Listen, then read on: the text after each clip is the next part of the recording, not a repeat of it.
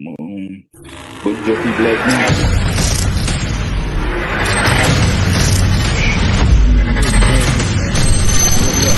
Hell we doing?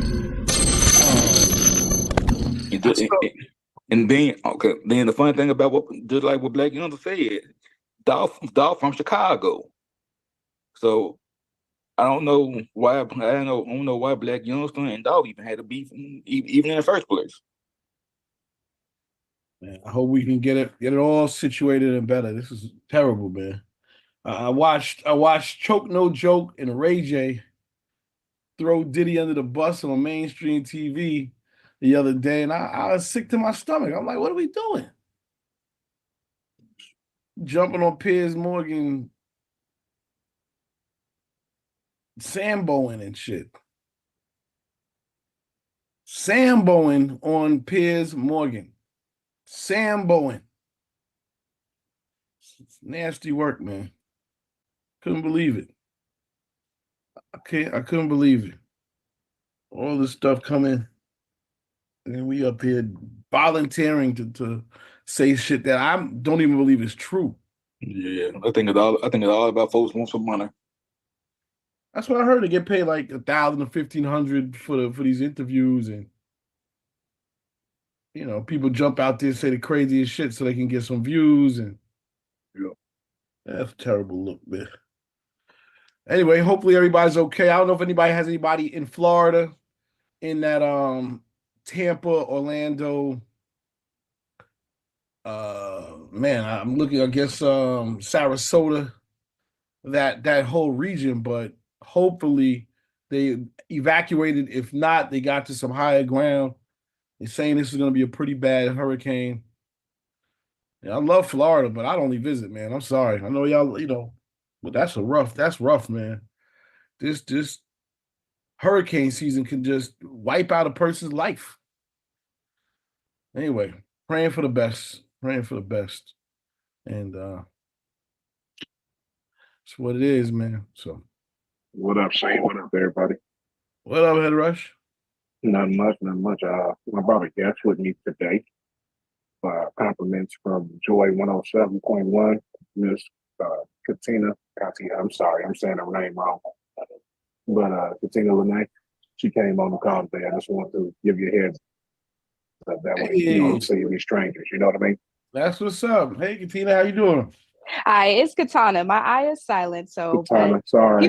people butcher it all the time. It's no problem. So it's Katana Lene from Joy 107.1. I'm just happy to be a part of this call and see what it's actually about. So thank you guys for allowing me to just hop on and be a part of this event. So No problem, Katana. We'll help to butcher your name once in a while.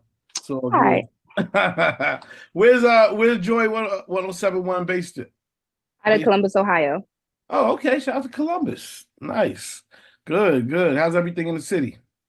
Everything in the city is good. We're like moving into fall, so getting ready, all this selection stuff around. So we're just looking forward to the giving back season. So we're moving into our turkey tour with the station and our holiday give back. So really super excited about 2 campaigns to push on our station. Dope. And what type of format is the station? Sorry, when you say format, what do you mean? Like, is it urban station? Is it praise worship? So it's gospel inspiration.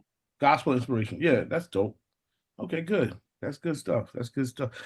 T.I. and Young Dro got a record called Thank God that I think all gospel inspiration stations should actually check out and whatnot. I know we played it, we had a whole discussion around it, but I really like that record.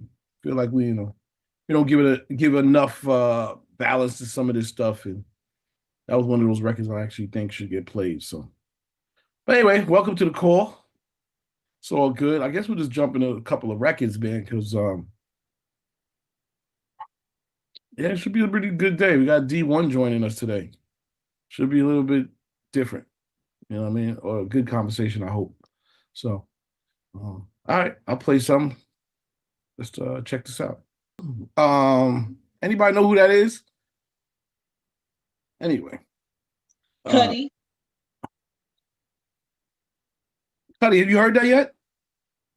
It sounds like Cuddy. Oh, Cuddy's rapping now. How'd you know? Nah. That's so shout out. That's actually Jaylen Brown from the Boston Celtics and ASAP Ferg. Song's called Just Do It.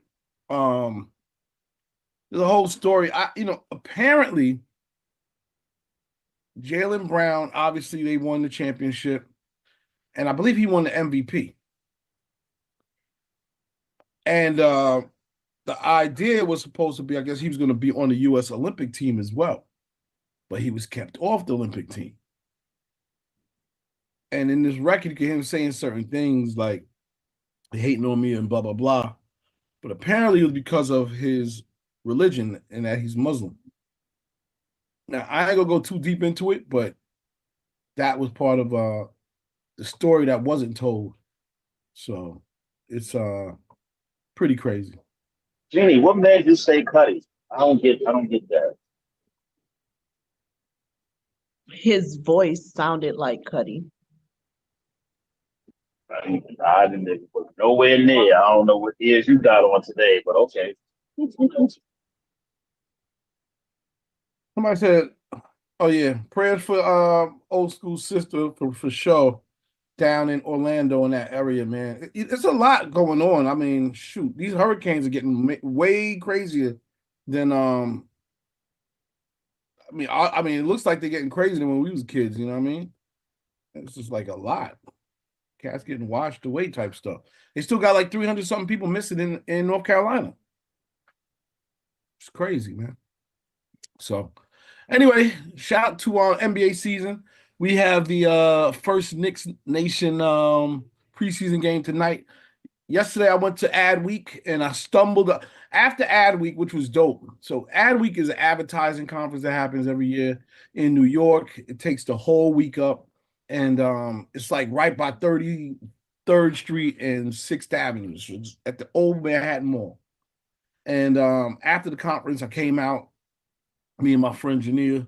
I'm looking, I see all these Knicks cats like with Knicks jerseys on. I'm like, yo, I walk right up to him. What's going on? So, yo, we got a Knicks appreciation joint at the Garden. First of all, I'm shocked and offended. I don't know about this information, but that's okay. We're going to go to the Garden and figure this out because I don't care. Now, everything else that we was going to do, we dropping that. We got this Knicks thing going on. Go down to the Garden. Tickets are sold out. The lady that was in front of me was like, I'm trying to get my tickets back, and they told her no. So I said, lady, can I please get those tickets if you ain't going to use them? And a little tugging and whatever, she finally said, yes, I'll give them to you. You can go in. And we ended up going to this Knicks thing yesterday. It was really dope. Today's the first preseason game. That's how turned up we are. And I think the season starts on the 22nd. So shout out to the Knicks fans. Shout out to NBA fans. We are back in it. And it's starting to feel real good. Don't know who's going to win, but Now we still in freshman football season right now. And speaking of, talk about the firing of the coach. well, yeah, well, Robert Saleh is no longer the Jets head coach. We know. I want to say this though. I do love the fact that October you get every sport for at least, I think about 3 weeks. We get every single sport in October. I want to say almost a whole month, but we get every single sport for about 3 weeks in October. So yes, shout out to the NBA, shout out to Major League Baseball, NFL, NHL, and that's about it. But anyway, Jets got a new coach, well, interim coach.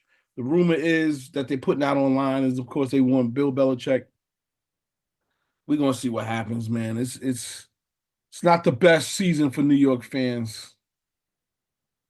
The Raiders neither, and a whole lot of others. So, everybody got things they got to repair and do. Hopefully, we'll figure it out and fix it and get to it and whatever the case is. Good. It is a little weird out here this year. But all right. Anyway, if you got some new music, let me know. We're playing some joints that I was able to wrangle up. And I heard this record, thought it was a little different. Check it out. Let me know what y'all think about it. We pull it together. Yeah, here we go.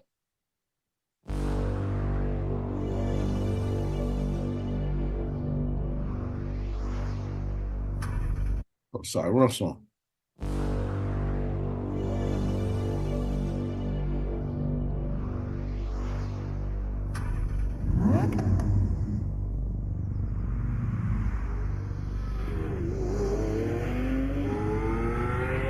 So here we go. Right there.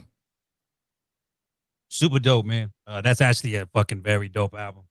Mm. For people that don't know, that's Leon Thomas the third. He actually come from Nickelodeon. He been What? roots to acting, all kind of shit. You know what I mean? So, but believe it or not, he been producing for a while. Him and Babyface produced Scissor Snooze, which has been a huge record, of course. But no, this dude been around for a minute, Joe. Like people are just getting hip from him and his artistry. You know what I mean? Like coming as an artist, but he been getting down for a minute. You know what I mean? That album is fire. I suggest y'all to go check the whole thing out. Yeah, well, thanks for that, because I didn't know all of that for sure. I heard this, I stumbled upon this song, and I was like, yo, this shit is felt like a new type of neo energy.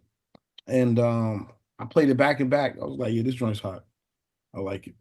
Yeah, no, that go listen to that whole album, man. That whole thing's a non-skipper. And he was in Nickelodeon. That's crazy. All yeah, right. yeah. He one of them child actors. You know what I'm saying? So he come from TV. That's a story right there. Fire. Fire. Jeannie, what's your thoughts? Yeah, he if you ever saw the movie August Rush, he was the young black guy that was with August. But yeah, just to piggyback off what Raymond is saying, he's so incredibly talented. He has so many awards already. I mean, he has like a lot attached to his name. And so now I think he's going in a different direction from what he normally does, but he's extremely talented. I love that he thinks outside of the box and he doesn't have to be like everybody else. But yeah, if you guys saw August Rush, that's who he is. And he still looked the same too. Hmm. Yeah, I'm just getting put up on him. That's dope. That's dope. Clearly, I gotta go check this whole project out. But Swerve, his name is Leon Thomas. Leon Thomas. So that's what it is. Yes, this hurricane is I guess about to touch down pretty soon. I think in the next like 10 hours. Something like that. So it's tough, man. They're saying people that have like cars, all that stuff can be completely ruined. It's rough, man. One of them cities. Anyway, pray for everybody. Hopefully, they'll get through it and be okay. On a flip note, shout out to the Fleet DJs once again. Thank y'all for all of the music for Music Share Month. It's been one of the most amazing things. My hard drive is actually getting filled up with positive stuff. So thank y'all. If you don't know about Music Share Month, I'm sure Swerve or Head Rush or Manny Faces could give you a rundown on all of that real quick. I mean, overall, with the fleet, we basically share files. We find out what people want, we load it up, and send it over, and then, we disperse it out to the whole team, and then everybody gets to share what's in, other people's library. So it's a lot of the times where you run into a song that you need, you don't have. This is the perfect time to request that. I would say get you a hard drive that's somewhat clean or has a lot of space, because Manny actually broke his laptop like 3 years ago trying to download music. So he had to get a new laptop. So yeah, be careful. But have fun. And make sure you share back. So That's true. Yeah, I'm talking about gigs of music at a time. You know what I mean? Some of these downloads.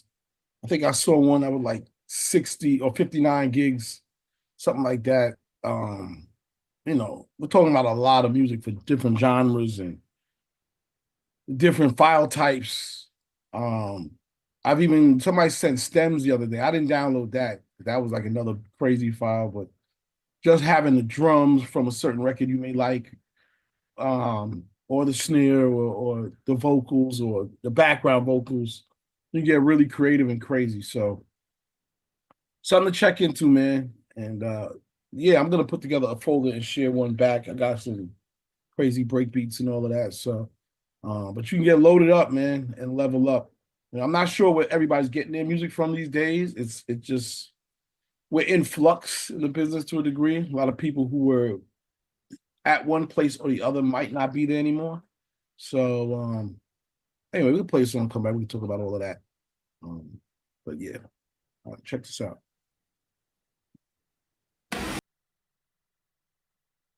All right, that's a new joint from Akon, Beautiful Day. Yeah, your new album coming out, and I guess they're going to be releasing singles leading up to it.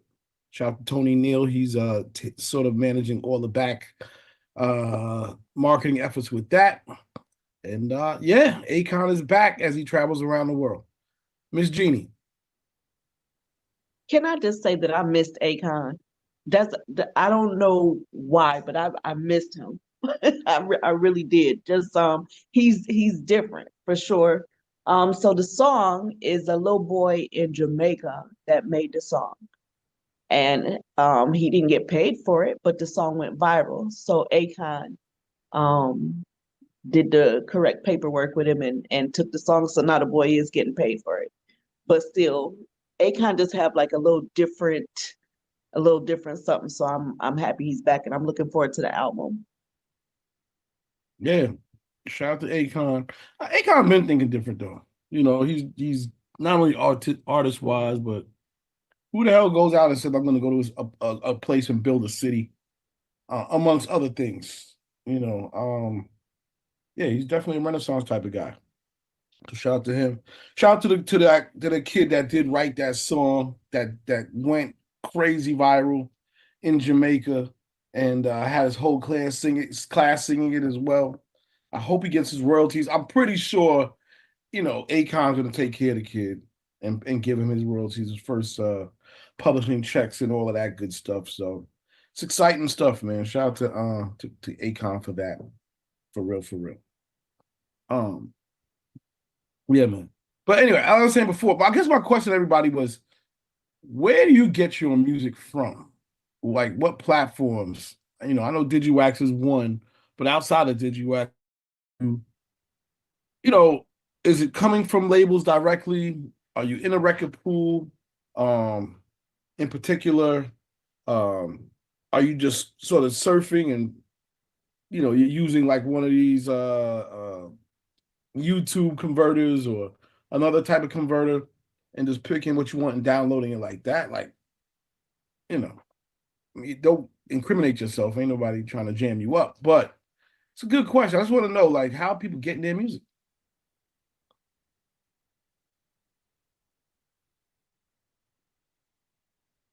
Yeah, DJ pools. I'm part of a few DJ pools. Also get it directly from the labels and some artists too. Yeah, no question. Headrush said BPM Supreme, Def Jam, of course, through the email blast. Lead DJ's record pool. Okay, cool. Yeah, I'm sort of like, you know, a few. Okay, Queen Bee said DJ pools, artist direct, and labels direct. Yeah. I'd be curious to ask for all the DJs who's gigging in here, what's the popular joint right now? You know what I mean? As we step into the fall season, because I feel like Not Like Us is fading off. You know what I mean? That thing had a run all year long. And I don't know how it was again in y'all's regions. You know what I mean? But it's still so heavy out here. What's like the certified bang of everybody that has to be played when you out gigging right now? There's not really nothing right now.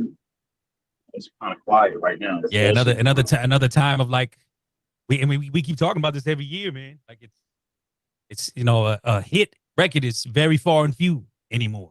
You know, like it's yeah. I mean, for reals, it's just And I don't really feels like anything new, right? Like I feel like and you could probably attest to this too, Swerve, even for myself. Like most of my gigs, I'm kind of in the classic bag.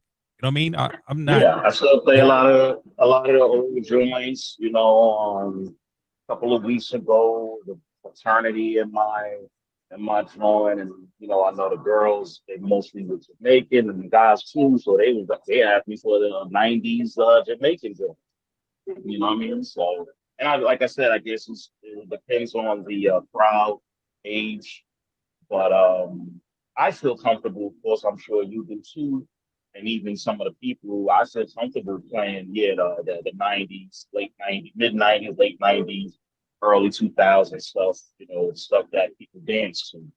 Newer Yeah, stuff people do. early 2000s, low key feels like it's replacing 90s a little bit right now as we sit like 24 years later in the 2000s. You know what I'm saying? Because 90s I think still always hits, but I'm just noticing I'm getting more requests for we want early 2000s. You know what I mean? So early 2000s is what are we considering early 2000s? I mean that's your blow your whistle, blow the whistles. You know what I'm saying? That's the Nelly? your Lil John gives Nelly. You know what I'm saying? So Or 50 Cent, yeah, Ja 50 Rule, Cent.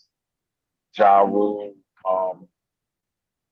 uh, Like I always get away with West Coast G Funk out here, so 90s is still heavy. You know what I mean? But like I'm noticing now with like the age of people who are stepping out, they're asking for like early 2000s type ish. Mm. Yeah. So we're getting out the 90s into really now the recur.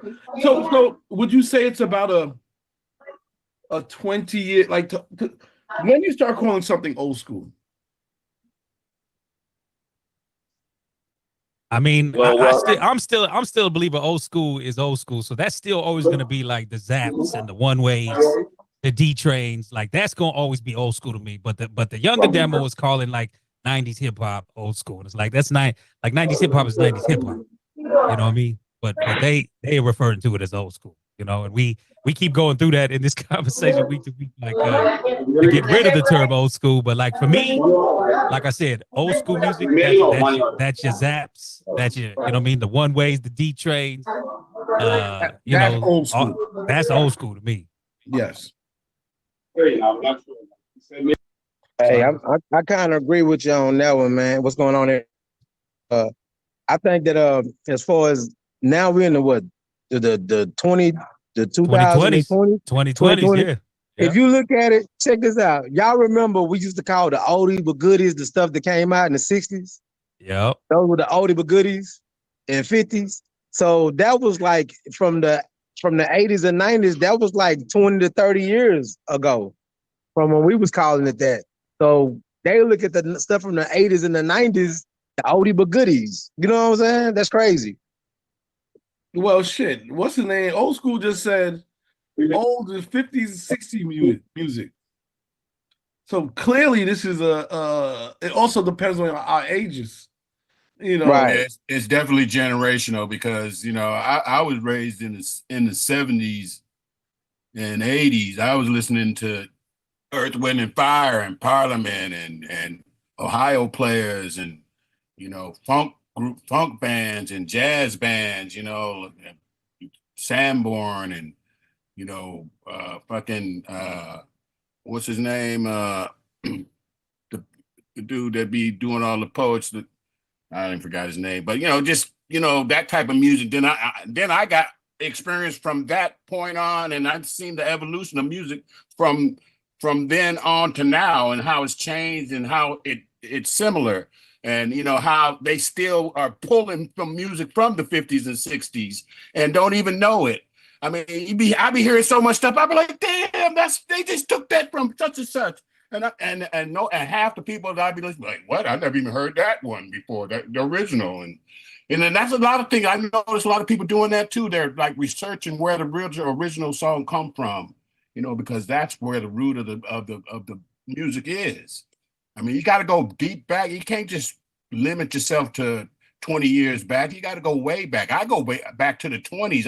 I heard stuff from like Tab Calloway. He was doing rap style chants and kind of his riffs and stuff that he was doing, man. you gotta you gotta do some research sometimes, man. There's music out there that's still untapped that like I listen to old music and still consider it new because I'd be like, damn, I never heard that before. I mean, if you never heard it, it's new. That's my opinion. My question to y'all, I told y'all, I asked y'all a couple of weeks that I would check. I was gonna actually wait until November, but in Raymond in particular, how's that Buster record working for y'all? Y'all playing it? What's the reaction? I play it, but again, West Coast a little different. You know, it hits a, you know, it's very much a get in and out just because I want to play it for myself. You know what I mean? But it ain't nothing that's like moving a dance floor, nothing for myself. You know what I mean? Well, I'm just saying that because I know CL was excited and said when he first heard it up here it was a hit, and I was like, nah, it ain't it. It ain't it. I mean, at this point, I mean, I seen the video and Buster's one of my favorites, but that record, I knew it wasn't going to move the needle. I know when something's going to be good, and that one was a miss. I just say bad time. I mean, it's just tough. Like, what's actually moving the needle right now, man? The only thing that's really moving the needle is like fucking what's catching like the viral waves, right? Like I said, this content space is crazy, bro. Like, I don't know if y'all saw the whole conversation around like Tommy Richmond, and I was gonna bring it up. You know what I mean? Because basically saying took advantage of the hip hop space again with the $1 Million Baby. But he was saying, I never claimed to be a hip hop artist. So, he started getting put in like the Post Malone category of I can't do that. He got a point. You know what I'm saying? But he's like, I never said I was a hip hop artist. I never said I was a rapper. Like he in his heart of hearts, he says he's a singer, but benefited off $1 Million Baby getting hip hop attention, right? But that's not really his fault, right? Because it just became one of those songs that went on everybody's fucking timeline. Yes. You know what I mean? Yes. Nah, it's not his fault, man. He's an artist. And honestly, other people embraced that song and started to play it and blew it up. He never asked for that. So if he say, now, I don't know why he feels like he has to go out and say, I am not a hip hop artist or anything. Because I don't think I never considered him to be a hip hop artist. I don't listen to that song and say, oh, that's hip hop. I just think it's a song that's different that caught a wave and got on hip hop stations. I would not think that's a hip hop song. But no, it's a popular song. If you ask me, it's more popular because you listen to it, the music that he produced, a lot of his nostalgic sounds. He got one song that almost sounds like a Michael Jackson song. You know what I mean? So he's more pop and just got the attention that a lot of, pop artists get, that if the song is so popular, it's gonna get picked up by your R&B and hip hop station. Word. Yeah, I mean, and I even know for myself, just outside DJing, times people would request for the song. It was like, I was like, I'm gonna play it, but you gonna watch, nobody gonna dance to it, so it's very quick in and out with that. You know what I mean? Just for people because they recognize it, you know what I mean?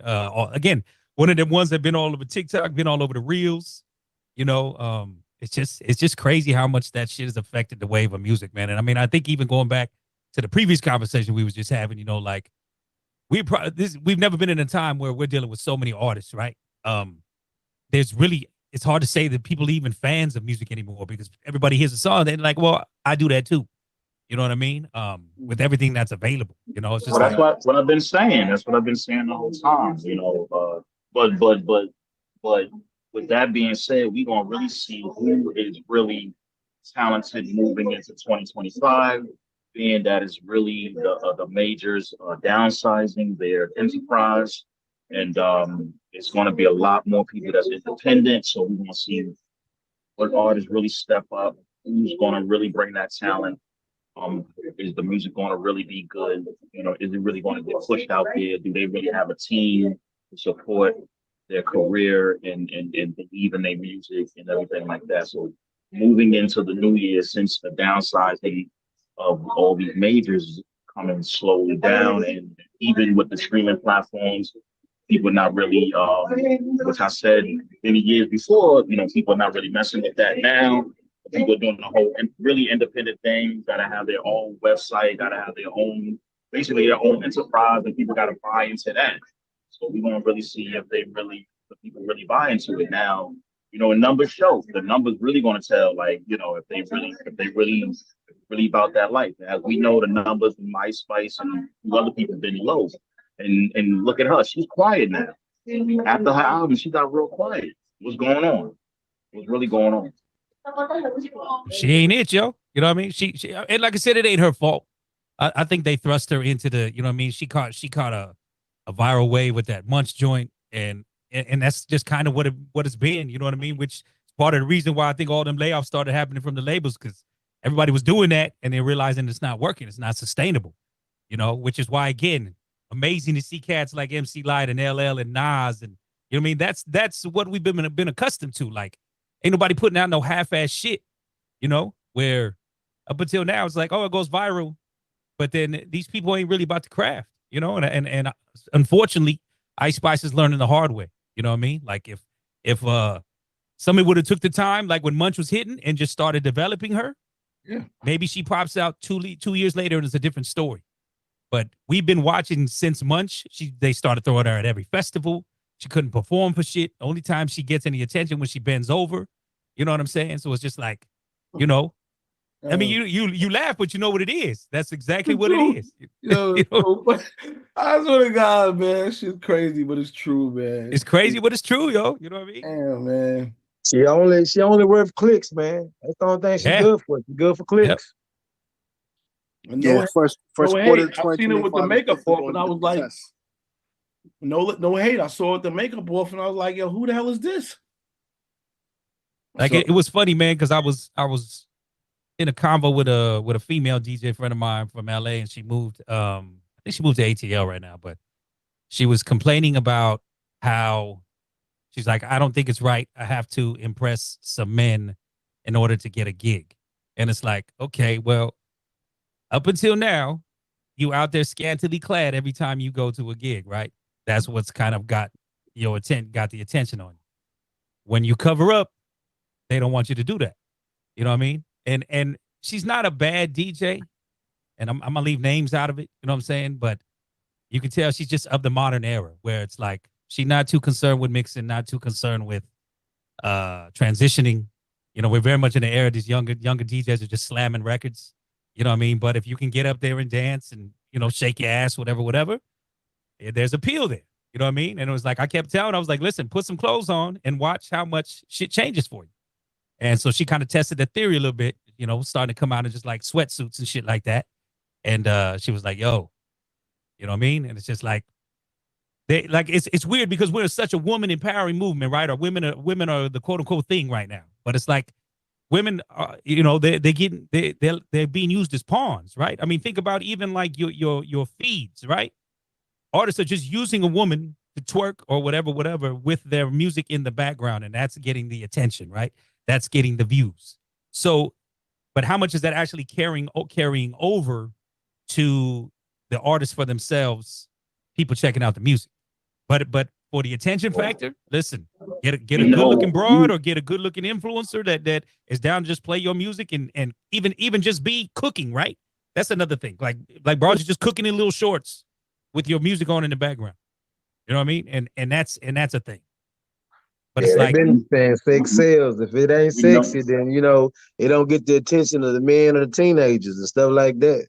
Same thing with the men with the R&B artists. I heard back in the day that Al B. Sure was a gimmick. You know what I mean? He was the light-skinned brother that was cute, and they wanted to use him to see, could he sell records just off his looks, and he was doing it.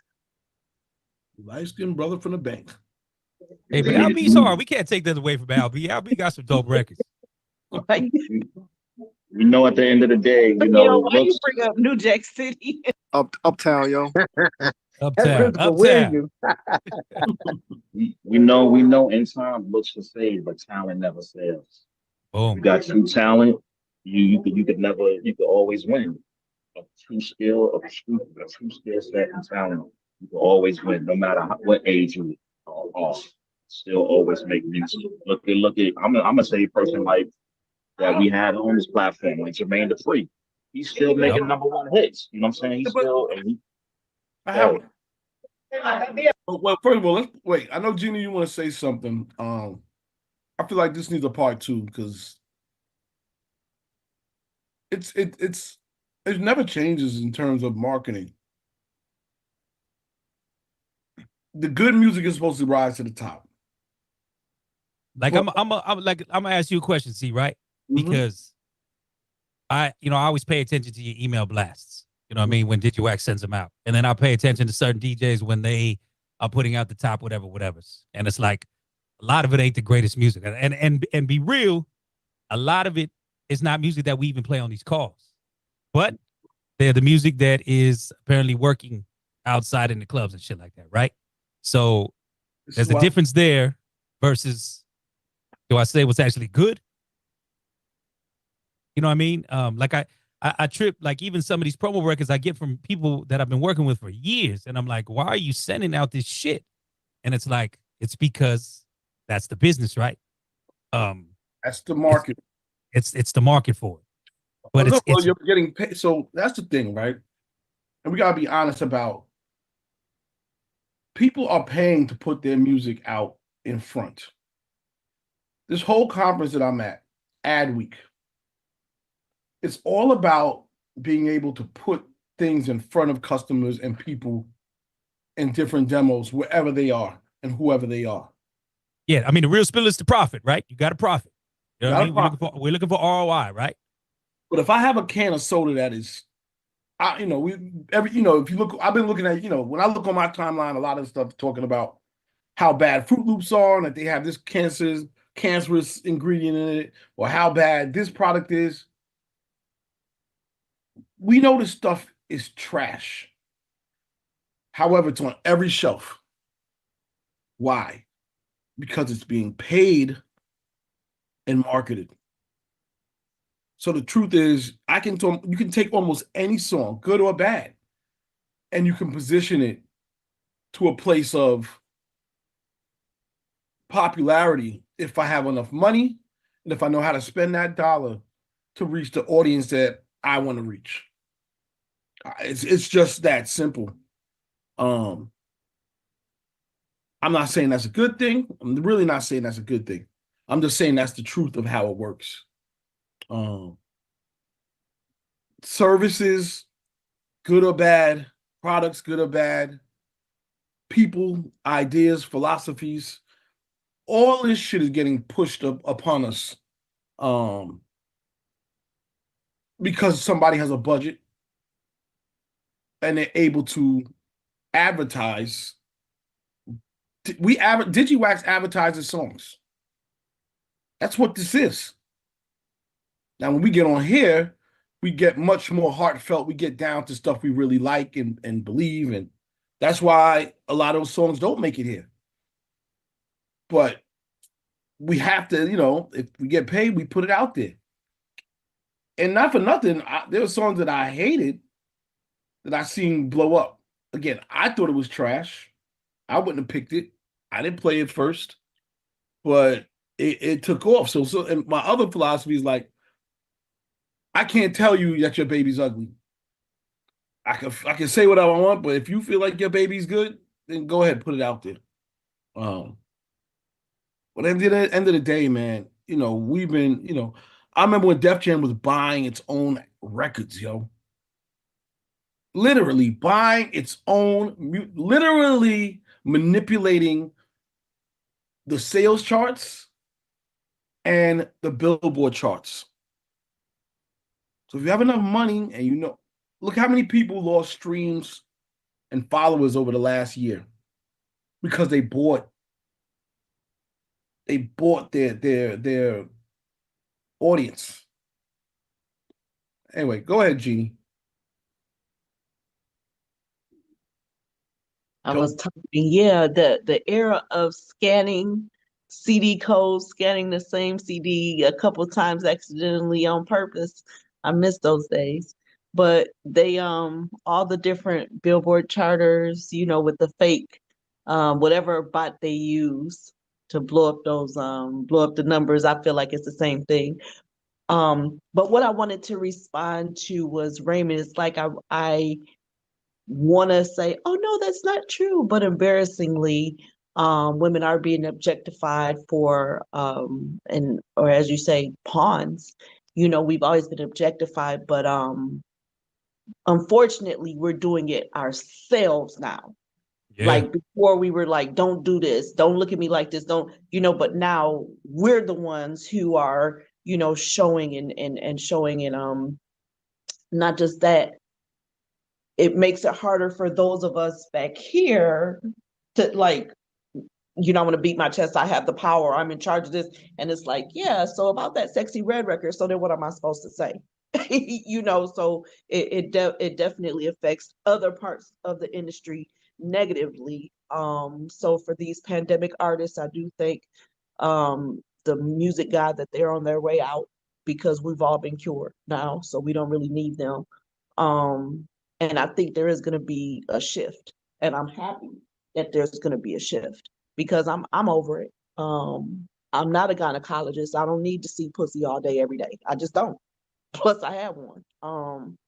So I'm happy for the shift that's coming. Hell yeah. I hope the shift actually makes it, because we've been talking about this shit forever. Ain't shit changed. It's crazy. All right, let's play a song. Come back. Check it out. All right. New Honey Baby. I know she's been teasing that for a while. It's called Left Eye. Also one of the artists that was, well, I guess opted to leave Atlantic when the last shift came over. As you know, the old regime is out. There's a new regime in. And they decided to leave and go independent. So that song's actually independent under their own label. So shout out to her for doing that. And yeah, they're actually going to be back on the call, I think next week. So Honey Baby is coming back and ready to talk about her new journey outside of being signed for her stint at Atlantic Records and now being independent. Yo, what's funny, CL, that most of the people, we spoke about it, not saying we've been chasing, but looking to get on a call or do any kind of business with, right? So now that, most of these majors and all these big wigs and things like that, a lot of artists want to really, really, really, really humble themselves. They're going to be on this call. They're going to be on this platform. And now they need us. They need us. They need us to push what they got going, so they That's can right. sustain their lifestyle, because a lot of them now are really broke. They really broke. You understand all that? Watch the jewelry and the flossing and all that. That's going to slow down. It's going to slow down because their money ain't coming in like it used to be. So they're going to find other means and other ways to survive, and they're going to come to us. But we got to stand on business and say, yo, listen, in some of these things, we got to make some coins too. We got bills to pay too. We got miles to feed too. So yeah. After that buzz and bop go off, they still gonna need that DJ. Absolutely. You know how it goes. Like I said, it's a different time right now because you're not gonna get the money. I saw Shampoo made that whole art. I see what you talk about, sir, when Shampoo went off about the fact that it's over. There is no more big budget for the gig is up. The gig is up. It's over. All the hype, all of the stuff, it's over. So now you gotta really stand on your own too. And back to the marketing stuff though with music. I went to Ad Week. I went before, and it's because listen, advertising is a part of the game, right? So the brands that are there, you got Snapchat, you got TikTok is there, you got DirecTV, you got all these other companies, but they're all trying to aim to get you to engage with their audience by spending money with them, by getting closer to their audience, being able to create different types of content and ways that you can reach them and advertise on their platforms and so on and so forth. But we don't really come from the ad. I don't come from the ad world. And what I'm saying is because, when we wanted to break a record, man, we really, really liked the song. I come from programming. And my job was to take a song and go visit DJs and actually get that one-on-one time with them to actually let them hear the song, play the song, and get them involved with it some way, somehow. So a lot of the things that, we're talking about, if you really want to get something going with music, you have to dedicate to actually building relationships and getting DJs to give your music honest listens, and then keeping that relationship going by following up. People are just lazy. People are just lazy. They don't want to call. They don't want to go visit. There's always something more important. There's always another post to watch. There's always another piece of content that's here or there. Get out there and go touch base with people who are in places that are playing music and connecting with people. For real. Yeah. Remember when we was out that time at what's not SOPs, it was the other ones, Hardware, and the artist. Remember I told you when I said that artists didn't like to do what the management told me they didn't like to do interviews, things of that nature. And the artists, I think at the time on Def Jam, I'm sure they're not there no more. But people like that, they don't tap in with people. They want to be introverts and oh, I don't want to speak to you. I don't want to be on these calls. I don't want to do this. I don't want to do that. Well, they're going to be the ones they're going to have to pick another career. Music ain't it. Music ain't for them. So they need to go find something else to do. Right? Yeah, man. Because if you make music that could be, listen, the DJ's never going. It's not gonna. People could try, and I know we talk about AI and this and that and the third, but you can't really replace a human when it comes to DJing. Can't do it. You're not getting. I just tripped though too. See, like, do you think the business aspect though has killed a lot of it? You know what I mean? Like, I get it. People have had shitty contracts for years and all this type of stuff, and we've learned all the, just how much the music labels were really just loans, and you're tied into this, and it's ultimately debt, whatever. But it's like, I remember when we had, even P-Rock on, he just said he got into this shit because he loved it.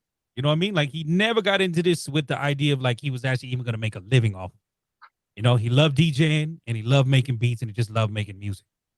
And I just think so many people today are getting into it for the wrong reasons, thinking, okay, I'm gonna get out here, make some little mid shit and do, make content and I'm gonna blow up. And I think people are learning, it takes a whole lot more than that.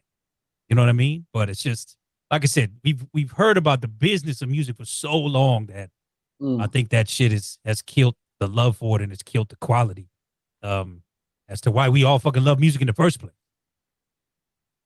Yeah, the business of music, man. So everybody obviously loved the music first when you were younger, and we just, that's how we got into it. But then you started to see the videos, the lifestyle, the fake lifestyle, with all this stuff, and then you start saying, well, shoot, I'd love to wake up and not have to go to my job, and I could just do this all day and chill out in my mansion, and you get addicted to that, or that becomes a part of what you want. So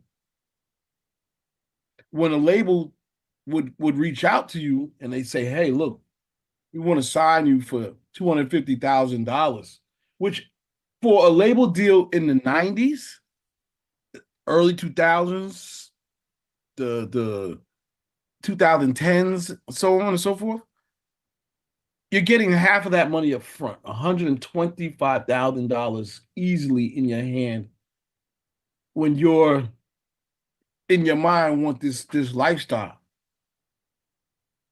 But when you take that money, you don't realize that the contract that you're signing, that you're being bind to, is one of the most predatory contracts in ever known to man. And DJ Low, it is. Yes, it is. It's one of the most it's one of the most predatory contracts ever known. Meaning, like, not only is that you owe that money back, but more so, the percentages are literally like 90-10. You know, in some So cases, you already in debt. You already in debt when you sign a contract. yeah, or You not start only, off in a negative. but it's Negative. also the fact that you're not getting a royalty split that's conducive to making a lot of money. Kanye West went through this. Fat Joe talked about it. Busta Rhymes. So TLC, we know the story of Tony Braxton. The others just ain't talking about it. But everybody, these were predatory contracts that would have to be, if you were fortunate enough that you actually did be successful, you'd have to have your lawyer go back and renegotiate for a higher percentage. If you were successful again, your lawyer go back and renegotiate for a higher percentage, and back and forth and back and forth. This goes on the record label side, right? Which would handle your mechanical royalties, and then you had the publishing side, right? So you do a publishing deal, and it was also pretty unfair. So fast forward, you got the new music business. Distribution comes in, you're cutting out these middlemen, and now distribution companies saying, well, we'll give you 80% and we'll take 20. Or we'll give you 90%, we'll take 10. Or if you want to use TuneCore DistroKid, we're not taking anything. Just pay us $20, $80, $100 up front, and everything you make from now on is yours. And artists ain't going back to that. Artists are not going back to that. It's over. Because and keep in mind, less than a decade ago, we also had a thing called 360 deals, which were even more predatory. Traditionally, a record label is not going to take some of your show revenue. Your performance revenue is yours. They're not taking your endorsement, part of your endorsement money. If Nike says, I want to do a commercial with you and we're going to give you $1 million or a campaign, that's your money. That's one of the benefits. A record label was never supposed to take a percentage of your publishing money. It was created to be separate on purpose. So some people have that, they remember that stuff, and they're telling people, yo, don't do this. We didn't have people to guide us through this before either. Anyway, go ahead, Jeannie and Raymond. Yeah, the 360 deal. That's why when you see like Ashanti, now that she has her catalog back, or how Russell Wilson bought Sierra hers, just everything that you're saying, those deals were so devious that you were singing for free, you know, and it looked good on the outside. But for those who didn't have the knowledge, they didn't even realize that they were getting, I don't want to use great, but another word outside of great, you know, they didn't realize it. But that, I love that, the independent part of things now, because you make the decisions and there's not someone abused. Yeah, abused. That's a better word. That's what I'm trying to whisper. And I don't want to use that word. Taking advantage of, yes, used and abused. Yes, you know, but I love the independent, and learning more and getting educated more, you know. I think it's wonderful. So for those who are waiting on the majors or waiting to still sign to the majors, there's that laziness there, because you think that things are going to be gravy, but no, because you want to pop, they're charging you for it, or soda pop, they're charging you for that. It's like, well, gotta recoup this, you know. So anyway, but yeah, those 360 deals were devious. Yeah, no doubt about it, man. Raymond. Let's play a record, and then we'll come back to the convo real quick. You know what I mean? Because I got a point I want to make around that too. So, but we'll run a record, see what y'all think of this one, and come back to the convo. Good convo today. I think this is very good, like lead up to D1 coming in with us today, because you know he gonna spit some game. You know what I mean? So, but yeah, peep this one out.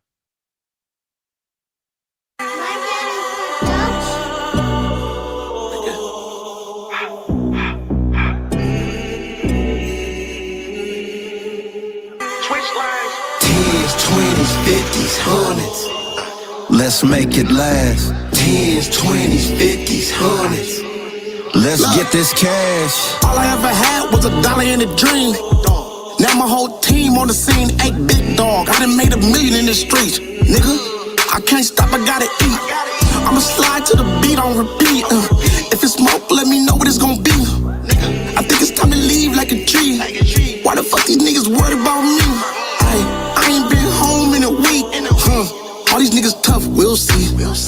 Blowing big smoke, I'm a chief. Giving niggas space, let me breathe. I came up, still shitting on these niggas, nothing major. Had to switch the flow up, got flavors. TNC, yeah, you know we love danger. Get your girlfriend, she ain't no angel. But don't be mad if she get herself entangled. So, Niggas weird, or is it just me? Regulating, ho, I feel like Warren G. EBE, everybody got E. Cold nigga, I was raised on EBT. Now I'm picking calamari out my teeth. If a nigga want a verse, it ain't. 10s, 20s, 50s, 100s. 10s, 20s, 50s, 100s. All right, some of that mellow West Coast. Warren G and Zoe Osama right there. That one is actually dropping Friday. So we got the little leak on that one. So that's a cool little blend of old school, new school together, or should we say veteran and you know what I mean? We try. My question to that is, I'm like, how they get the, because Keith don't like playing records. Yeah, we'll see. It's a new day. Like you said, it's hard outside now. So maybe Keith had to get some players to get a check. You know what I mean? Never know. Never know. Everybody needs that check. You know what I mean? So I said, hey, go ahead, use it. But yeah, that's smooth little mellow 98 BPM. Good shit right there. You know what I mean? Like I said, that'll be touching down for. I don't know if that means anything for Warren G if he's doing anything, but I know Zoe Osama had dropped a little EP maybe about 2 weeks back. So he another one kind of making some noise right now out here. So I was gonna say, CL, because we talk about the 360 deal. I think the problem with when we talk these predatory deals or whatever is, some artists got to take accountability for how they use it, because I've worked with many artists as well that have done the 360 and used it to their advantage. Because you're buying into the label's marketing, right? So let's say, let's say they give you $100,000 and that's a 360 deal, right? Maybe your commitment is one album, one EP for the year. $100,000, like in the real world, like that's not a bad living to pay your bills. You know what I'm saying? But not so if you go waste that, thinking that the money's just going to keep continuing coming in, and this is where the labels again have continued to stay predatory, because they sure will give you some more money to put you more in debt, as they continue not to recoup. But like I said, some of that is on artists' accountability and them just blowing off the money, thinking that's going to keep coming in, because I've seen artists use their 360 deal for good as well. Because like I said, you're buying into the marketing of the label and all that stuff when you do those, so, and again, that's in large part a lot of artists not knowing, or again, thinking that money's going to continue to just keep coming in. But, that's what, like I said, a lot of it, again, I feel is accountability. I'm not saying there is some horrible contracts, but at the same time, like, if someone were to give you $100,000 today for a year of living, could you make it work? Yes, if there's no tax. Well, first of all, yes. Some things you do got to think about. That money gets taxed. But again, that comes with our age and experience now, though, right? We know we could do that, but Bingo. You give $100,000 to a 22-year-old artist. Come on, bro. You know what I mean? And that's what I'm saying. So part of my beef though is that you're hitting it right on the head, right? So the lack of a record label is stacked with professionals on every level. This is what they are. They are professionals at every level. It's like the NBA of music. If you're working at a major label, if you work at Atlantic, you could call that the Celtics. You know what I mean? You're in the top tier of music around the world. But there's no structure set up for financial education or literacy at all. There's no legal advice, because they want you to be somewhat stupid. They want you to not know. They want you to not. They want you to sort of be a little bit more dependent on them because you don't have enough money. They you know, there's a lot of games within that. So they also could bear some more responsibility in terms of setting up some type of financial education, uh, especially when they're younger, man. You know, because they just don't know. And when you're seeing the cars, the jewelry, the bottles, and you know the access at the club and all of that good stuff, it's a blur. It's a blur, man. And you're gonna go with what you love when you're young. Go ahead, Gary. I know Yeah. you're ready to jump in. Yeah, I just want to jump in real quick. PL, you know, everyone on this call is from the same place, right? Like we all want the best for the best. Like if we're not involved, we at least want to know what's popping so we could be like, yo, we watched it and we knew, right? So I have so many talks with young artists about getting their shit together and the things necessary to sustain the stuff we've been talking about all day on the call, right? They're like, nah, if I go viral, I'm like, viral is gonna make you spiral, bro. You're gonna wake up and not know how it happened. You're gonna lose your mind of your stomach of how do I do it again instead of saying, wow, I curated our audience, right? Like any DJ on this call curated their audience from walking in a club and talking, and then you have a set core people in each city that come fuck with you. And I'm saying that these artists don't want to do the work. They want the shortcut. They don't want no one to know they're cheating. That's why they don't complain when they get cheated. That's why they pay people they don't know for secret ass moves, and then they fucking lose their mind. And then when it comes to giving someone gas money to show up, they upset. And I'm like, bro, I can't be your new boyfriend when your ex-boyfriend fucked you over, right? So the whole hype is understand my heart's been broken many times with talent. We all know the difference between good and great is not a little bit, it's a whole lot. And the great ones understand the environment, how to listen and how to move accordingly. So all we could do is believe in what we believe in, guys and girls, and just push that shit. Because what's happening right now, we all see it's all merging. Everyone's losing jobs, people losing labels. People got to come back around. And if they not, I'm not worried about it because I never didn't do my show because I ain't got no music to play. I got music. So the whole hype is it's up to them to integrate in our life. We've been doing something for many, many moons. And it's like, yo, just like before, you want to play the game, you got to come play the game. You can't do it from your house. This ain't a video game if you want to win the music industry. They trick people and think they can win from their house. Nah, temporarily. But now when that buzzer ring, that buzzer rings. Yeah, you got to get out here on the road, no doubt about it, man. But I think most important is that when you get the opportunity, it's literally squandered most times because of the lack of knowledge of what to do. So if you get $100,000, 30,000 to 40,000 of it off top should go into investments that can sustain you no matter what. That's the number one thing. Because it ain't going to come back the way you think it is 90% of the time.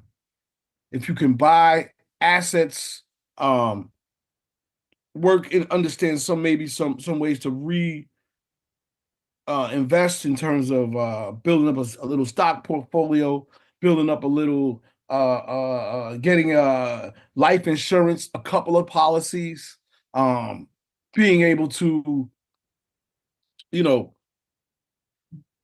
create another business and take out a couple of lines of credit. Being able to do those things will get you at least set in case something's wrong. Now, look, all that money, I get it. You want to get fly, you want to fix yourself, blah, blah, blah, I get it. But the smart ones that, you know,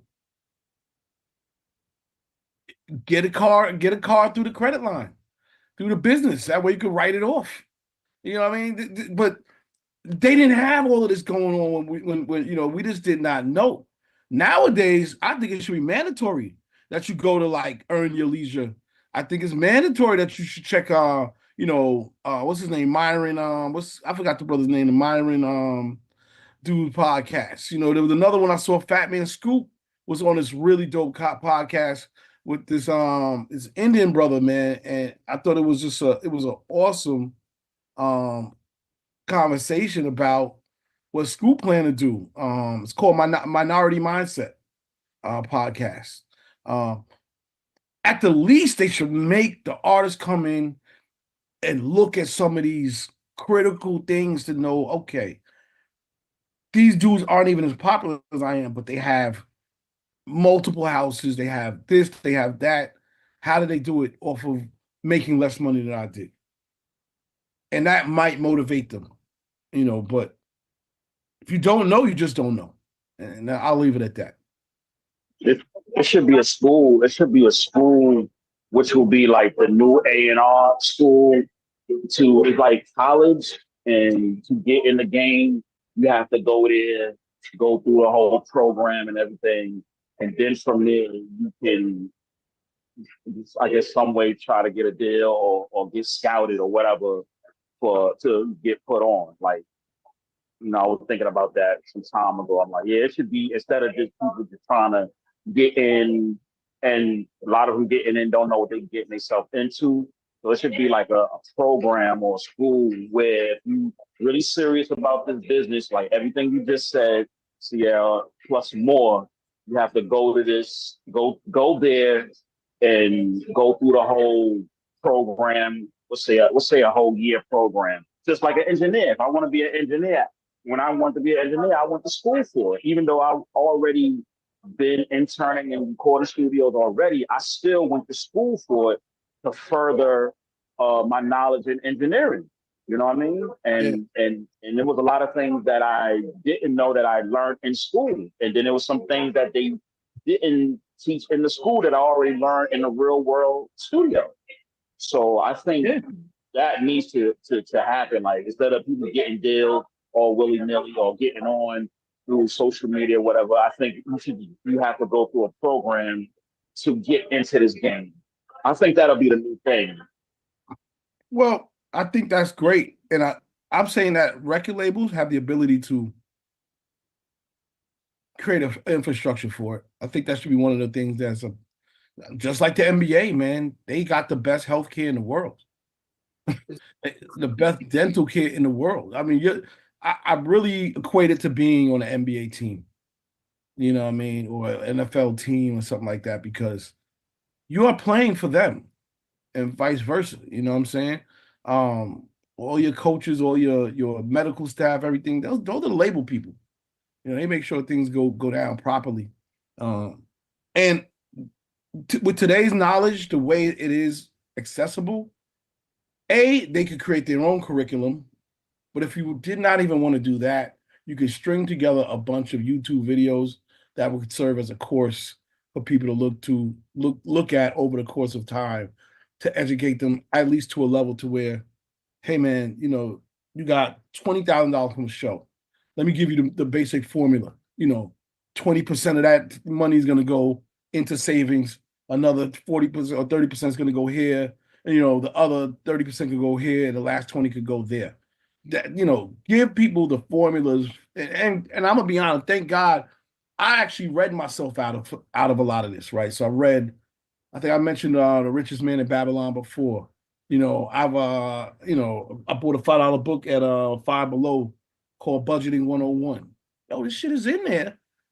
A lot of us don't want to read, but you can find a lot of this stuff on these different YouTube platforms, and I'll put them in the chat that cats can sort of get a little bit more education. I'm not the best, but I'm damn sure getting better.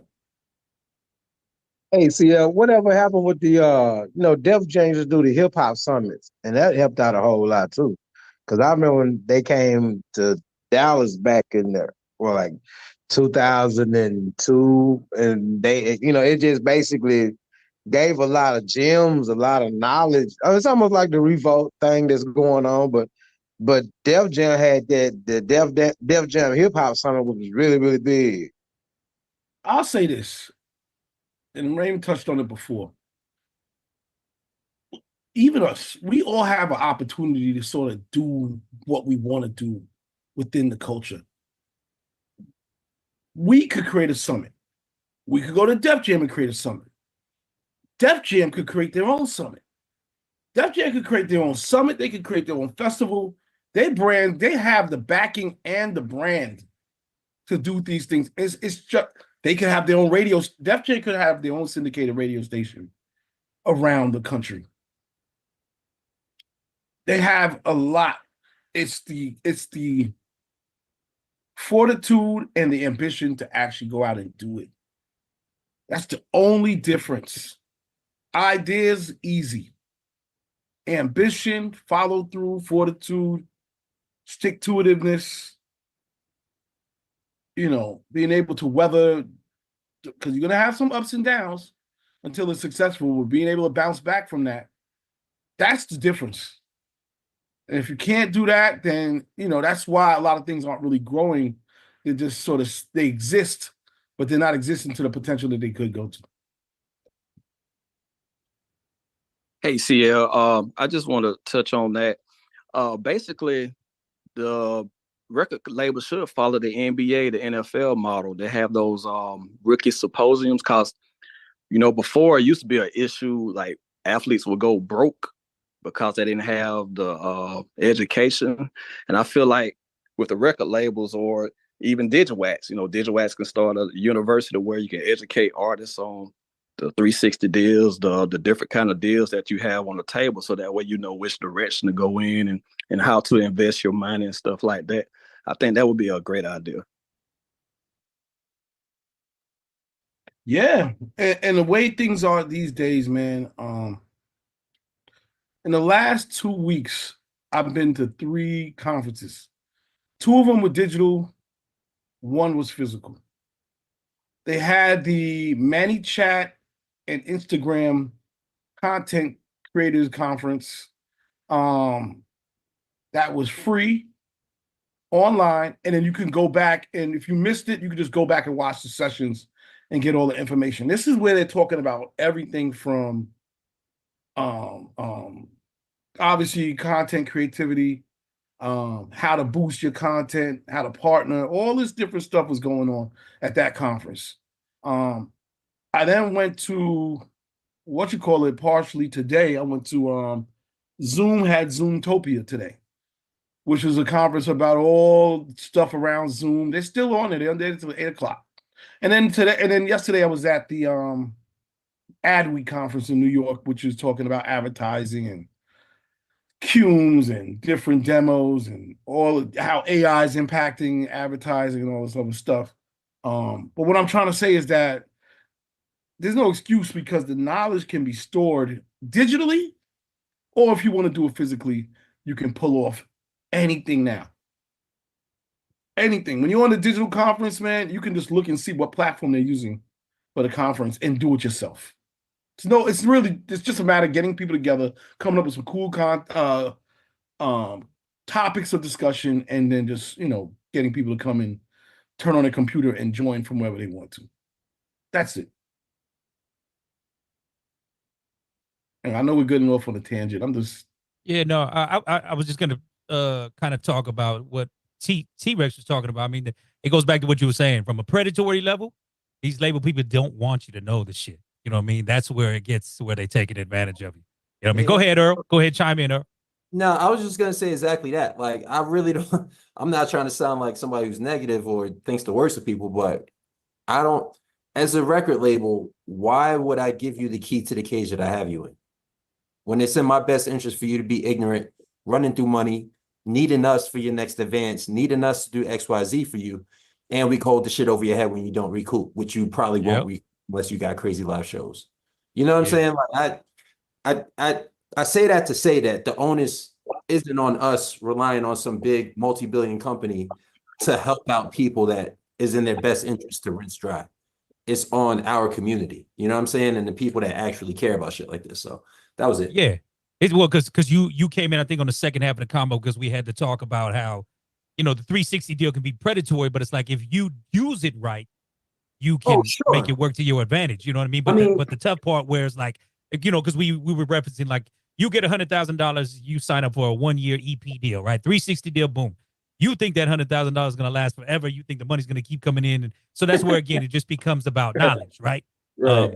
And unfortunately, the artist had to go through the bad shit to learn that shit later, 20 years down the line, where I think now we're getting a lot of the veterans that are explaining, like, look, if you're going to do this, this is how it should be played. And that's where you came into the back end of the conversation. You know what I I'm saying? think I appreciate that. And I think a different part of it is finding a way to be able to offer this while having these services, you can expense them and write them off. You know what I'm saying? Like, it's not something that's necessarily come out of your pocket, because again, I think it's going to be up to us to lead artists in a particular direction that's going to be healthy for the longevity of their career, because so many other places and channels don't have that. But yeah, I agree. Word. Low Memphis, you want to chime in?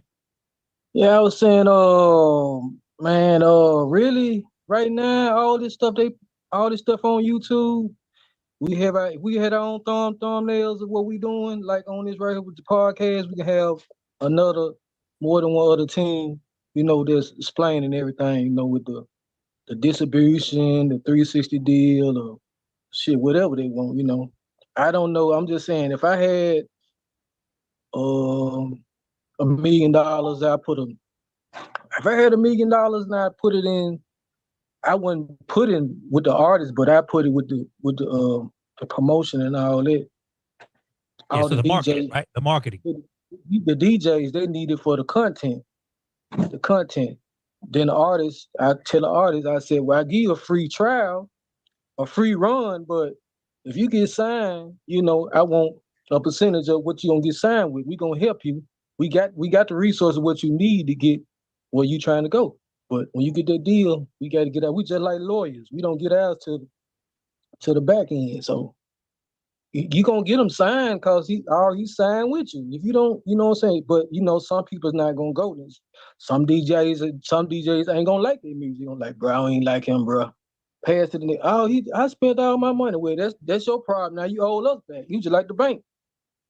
You got to pay us back some type of way. It's finance or something. The finance way or something. Which happens more times than not. You know what I'm saying? Which again, like I said, all of this come with knowledge, and unfortunately, all of it come with experience. That's what, like I said, a lot of us. If I was handed $100,000 right now, I'm making my shit work. You know what I mean? I have no interest to go buy a fucking car. I got no interest to go buy a chain. You know what I mean? And that's where, like I said, but you talk to a young 22-year-old artist. Here's a deal for you. We're gonna give you this bread to make this music. You don't know nothing about recouping. You don't know, you know what I mean? So, but I think it's even happening. I'd buy a cheese pizza. I'm with you, Jeannie Sweetness. You know what I'm saying? Put some pepperoni, mushroom, onion on that thing, a little bit of bacon bits, and I'm good. You know what I mean? I think aside from that though, like I think we're getting to a level now that I think the artists who have been through it are schooling the young artists, which I think is why we're seeing more and more independent artists, because they're understanding you as an independent artist, you can market yourself. The whole thing behind the label was they were going to market you. But if you're doing your shit right, you can market yourself. You know what I mean? And even seeing what's happening with the NBA players, like going back to what you were saying, see, people are just dropping knowledge. Like the money's not always going to be coming in. So they like diversify your shit, So they're dropping a lot of game to the younger people, which is a good thing. It's a good thing. So let's run a record though. Still waiting for our guy D1 to come in today. Like I said, I know he's gonna drop many a gem. Check this out, yo. Something a little different. All right, some new flavor. That is Junie and Jordan Ward. They dropped off a dope kind of vibey EP like that. Called Journey. The title of that one is Burning Rubber. I've heard of Jordan Ward. I hadn't really heard of Junie, so I don't know what that is. But they they came out on a new collab EP that's out right now. So we'll take a dive in it. Like I said, hella vibey, hella wavy. You know what I mean? Any thoughts on the record? Would y'all spin that? It was dope from the jump. I love the tempo of it. It was just different. I think spin worthy. Definitely think it's spin worthy. Break worthy. Give it a chance. Give it a chance. I'd like to see how people react to it. I felt it immediately. I'm just speaking for me. I like it a lot. Yeah, big day party vibes. I think that's big day party vibes right there. Yeah, I think I'll spend it at a brunch party. Good vibes, backyard action. I spend it. Good. Real quick, is anybody watching? Like, I'm watching the news back and forth as we're on this call, and I'm seeing like the same stock footage from one news report about the storm, and then they're using the same stock footage. It's like they're trying to get people scared or some shit. This shit is crazy. Have you seen the one they've been using about the virtual elevation of the water? Yeah, the 9-foot surge. Yeah, 9. That's wild. That's wild. Crazy. You know, that turns. Because if it goes 15 feet to where they say in home, like that whole city's gonna be underwater. Like that's big. That's taller than homes right there. That's scary. 15 It's something God. Yeah, man, It's that's something serious. something we can't do about it, man. There's so much stuff coming. We don't even know what's coming. You ain't lying about that, man. We don't know. We just people can hear. Everybody think there's so much stuff going on in this world. Lord Jesus, we just got to pray. You just got to get out the way. Get out the way. Yeah. So what's going on? Get out. I saw a report, right? It was the other day. One of our government officials were talking about. They were talking about creating a basically using the those sky particles that they use to create rain in certain parts of the country. And I'm thinking to myself, like, this is exactly how we wipe ourselves out. It's too much. You can't control everything. So Saudi Arabia, I think, was the first place to do it.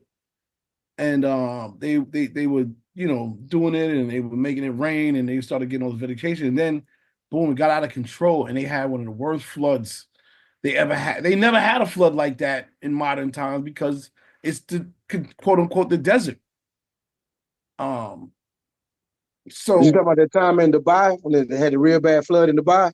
That happened as a result of them trying to manipulating the weather. And now, literally the government was talking about this the other day openly, using the same technology to create precipitation in certain areas of the country. So, I agree, Memph, that we just got to pray because we don't know what's going. For all we know, they're doing this and it's creating this. I don't know. We would never know. We only know what we, you can choose to believe what you see on any social media platform. You can choose to believe the news. Truth is, when we see it, by that time, shit's already so real that you got a decision. CL, depending on who you ask, that might have been what they did for Hurricane Sandy to flip Rockaway Beach over to rebuild and everything and help gentrify it. I was saying, get all you blacks out of there. Get you black. We'll flood it. That way we can get the land cheap and declare it a disaster zone. So you have to leave, and FEMA could come in here. We take some of that money, rebuild it, and give you cheap money and resell the place or redo the place. I don't know. This is a lot of speculation. I don't know. Allegedly. Well, I just remember after Katrina, we started getting a lot more cats from down south out here in Cali too. You know what I mean? Just who got out. You know what I mean? It was crazy. I mean, it's not far fetched, Joe. And I think the thing that's fucked up that you bring up is just think about how much man-made shit fucks up the world. You know what I mean? Like it's one thing we got God with. You know what I mean? These storms is acts of nature, acts of God. But it's like now you're talking about man-made rain. You know what I'm saying? Like what the hell? I have no idea where it ends, man. I have no idea where it ends, man. But I just moved from Far Rockaway. I heard Earl say Far Rockaway. I just moved from there. I was there for 11 years. I say that to say they just built the downtown area. They got like $1 million grant and built up the downtown area. And whereas when I first got there, and then there were people, hugging the block and sipping at the store and so on and so forth. Nah. I don't even know where I just left. It looks completely different. I mean, and now even the sad part, they talking about what's going on in Florida. I saw them on the news. They warning people of the hurricane looters, because they know people is evacuating. So the cats is staying back is going in and jacking all these houses. You know what I'm saying? Just foul, yo. Just foul. And in a way, it's like with that, you're damned if you do, you're damned if you don't. So in a way, I'm like, damn, why did they even bring that up? But you sort of have to say something because that's a reality. Yeah. That could happen. I didn't even think about that. That's a reality. Bro, it's no different than porch Well, pirates. Everybody you on got to Amazon. think about it, bro. You know what I mean? A lot of them people that's probably staying back probably can't go nowhere though. Yep. You got to think like there was a brother on Breakfast Club, called at Breakfast Club this morning, pretty much crying over the phone. He can't afford to get out the city. People he knows can't afford to get out of the city, and then they got places where you're supposed to be leaving, and they got them blocked off. So what are they supposed to do? And then you got people in Okeechobee, Florida. You got the city of Okeechobee, Florida, telling their citizens, turn your firearms in until this is over. Gonna be some killing. So wait a minute. So there are people. I'm not playing. We're putting this in perspective. You're telling that there are people that cannot afford to leave the city. That's crazy alone. That's a problem. That's crazy. Number two, y'all, hold on. You forget there was Hurricane Katrina. All of this happened during Hurricane Katrina as well. It did. It definitely happened during Hurricane Katrina. This is really just a replay. You know what it is, and I'll be honest, because we live in New York, we don't get a lot of natural disaster shit. So we, in a way, you would never think that. Damn, there could be some looting going on. Like that's not really at least we're not thinking like that. And you always think that shit, worst come to worst, I can get on a bus or I can get out of here. I can go north or whatever the case is if we're, but when you're in the South, you're saying, number one, that some people just can't afford to move. That's crazy. Number two, you're also saying that if you wait too long, you can't move because of the traffic is so jammed up. And then they start cutting things off so that you can't move. And then they start clothing stores and all that stuff. So you're sort of like, that's it. So remember when you were in Houston a couple years ago or about a year ago? Yeah. What airport did you come out of? Was it Hobby or was it Continental? The bigger one. I think that might have been. That was Continental. Continental, yes. Okay. So remember where you were staying? Yeah. And remember where your airport was, right? Yes. It probably took you about 45 minutes to an hour to get there. Absolutely. When Rita was supposed to hit Houston after Katrina, because everyone was shook from Katrina, that drive from where you stay at to the airport would take 18 hours. That's just to give you some perspective. Just to give you some perspective on when people are trying to evacuate and everybody's moving out at the same time, that's what happens. And these are the things that a lot of people don't know, including myself. Because you wonder, the first thing you ask is, why didn't you leave? And we say that very we're almost mad at the person, saying, yo, why you didn't leave? Like, why you stay there and get yourself jammed up, not really understanding that they couldn't.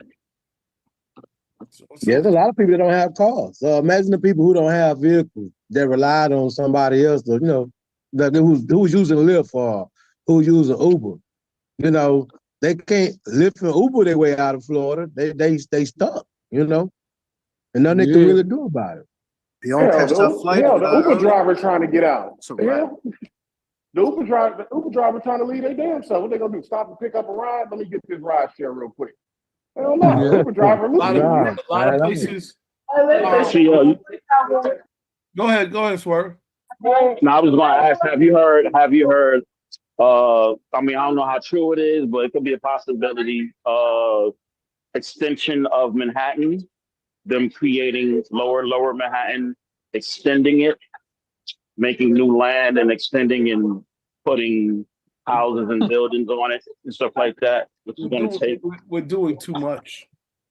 Which might take, and they trying to, because, for y'all that don't live here, they talk, lower Manhattan itself is sinking, the water is rising. Of course, we do get a lot of rain up here, and the rain, all this water that the city is taking in, the water is rising, and therefore it's sinking. They're trying to level it out, make it higher. They also, I guess, talking, somebody that came up with a game plan and a sketch of extending lower Manhattan. And also it can stop lower Manhattan, like in the Wall Street area, where actually where I work at, where we do the radio station at, from it's not getting flooded out. it kind of helps it. But because Manhattan is surrounded nothing but water, around water. If you cut up all the bridges, every Queens is an island. Brooklyn and Queens is like together. It's an island. Manhattan is an island. Of course, Staten Island is an island. The only borough that's really connected to the U.S. soil is the Bronx. You know what I'm saying? So other than that, every other borough is pretty much an island. If you cut off the bridges, they islands. They are by themselves. They are. Yeah. Yeah, it's just so much that you do not think about when these things happen, man. We just don't think about them, man. California has random earthquakes. I don't know how you prepare for that. The South has hurricanes, and they get tornadoes. The Midwest gets tornadoes. And we get frozen to death every winter, so I guess we kind of equal.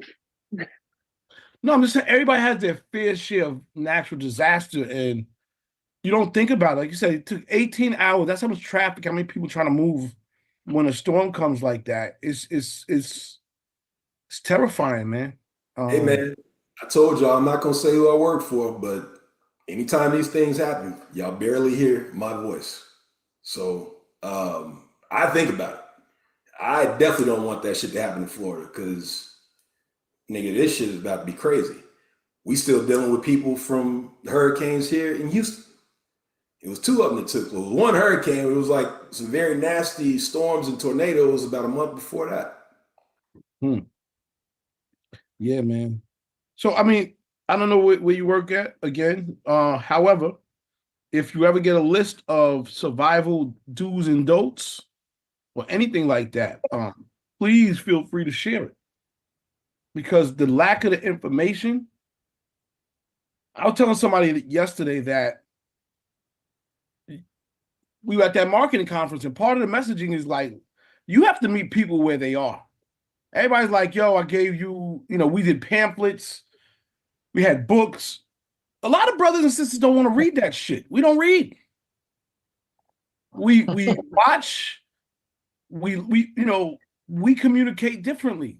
A lot of people. I'm not saying all. I'm saying a lot of brothers and sisters, so even here, the communication we have here is a way for us to get the information. So if you ever come across do's and don'ts, basic survival, if something were to happen, some of the things that every house or everybody who lives in an apartment, whatever, should keep just to give themselves a better chance, feel free to share that information. Let me say this. I'll say here's a don't.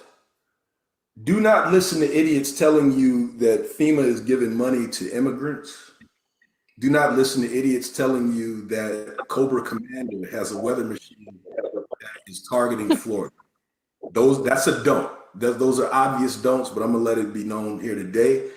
Misinformation will absolutely get you caught up in this shit. There are people that have been doing this shit for years, scientists, people that work within civics, people that understand what's going on. Do not allow politics to get you. Quantum, why would I listen to science when I could listen to something I saw on Twitter? I know, right? Why do that? Why do that? Head Rush, you said Cobra Commander. I'll let you Google why I said that. I'm about to because I went straight to G.I. Joe when you said it. That shit was so funny. Cobra Commander. DJ Low Memphis. Everybody know that some survival skills that you should learn if you had a house and you ain't had no lights, what you use? Charcoal. Oh, well, candles. I'm talking about the cook. Candles. Got your generator, got you some water, some bologna. Everybody eat bologna. Everybody eat hot dogs when they ain't got it in the refrigerator. They got to go back to the old way, you know what I'm saying? Yeah. Survival stuff. Everybody know about survival. If you going camping, you got to have these things. Good canned goods, Everybody know you got to have something, because your food might spoil, anything. You can be big boy balling, got steaks. They're riding.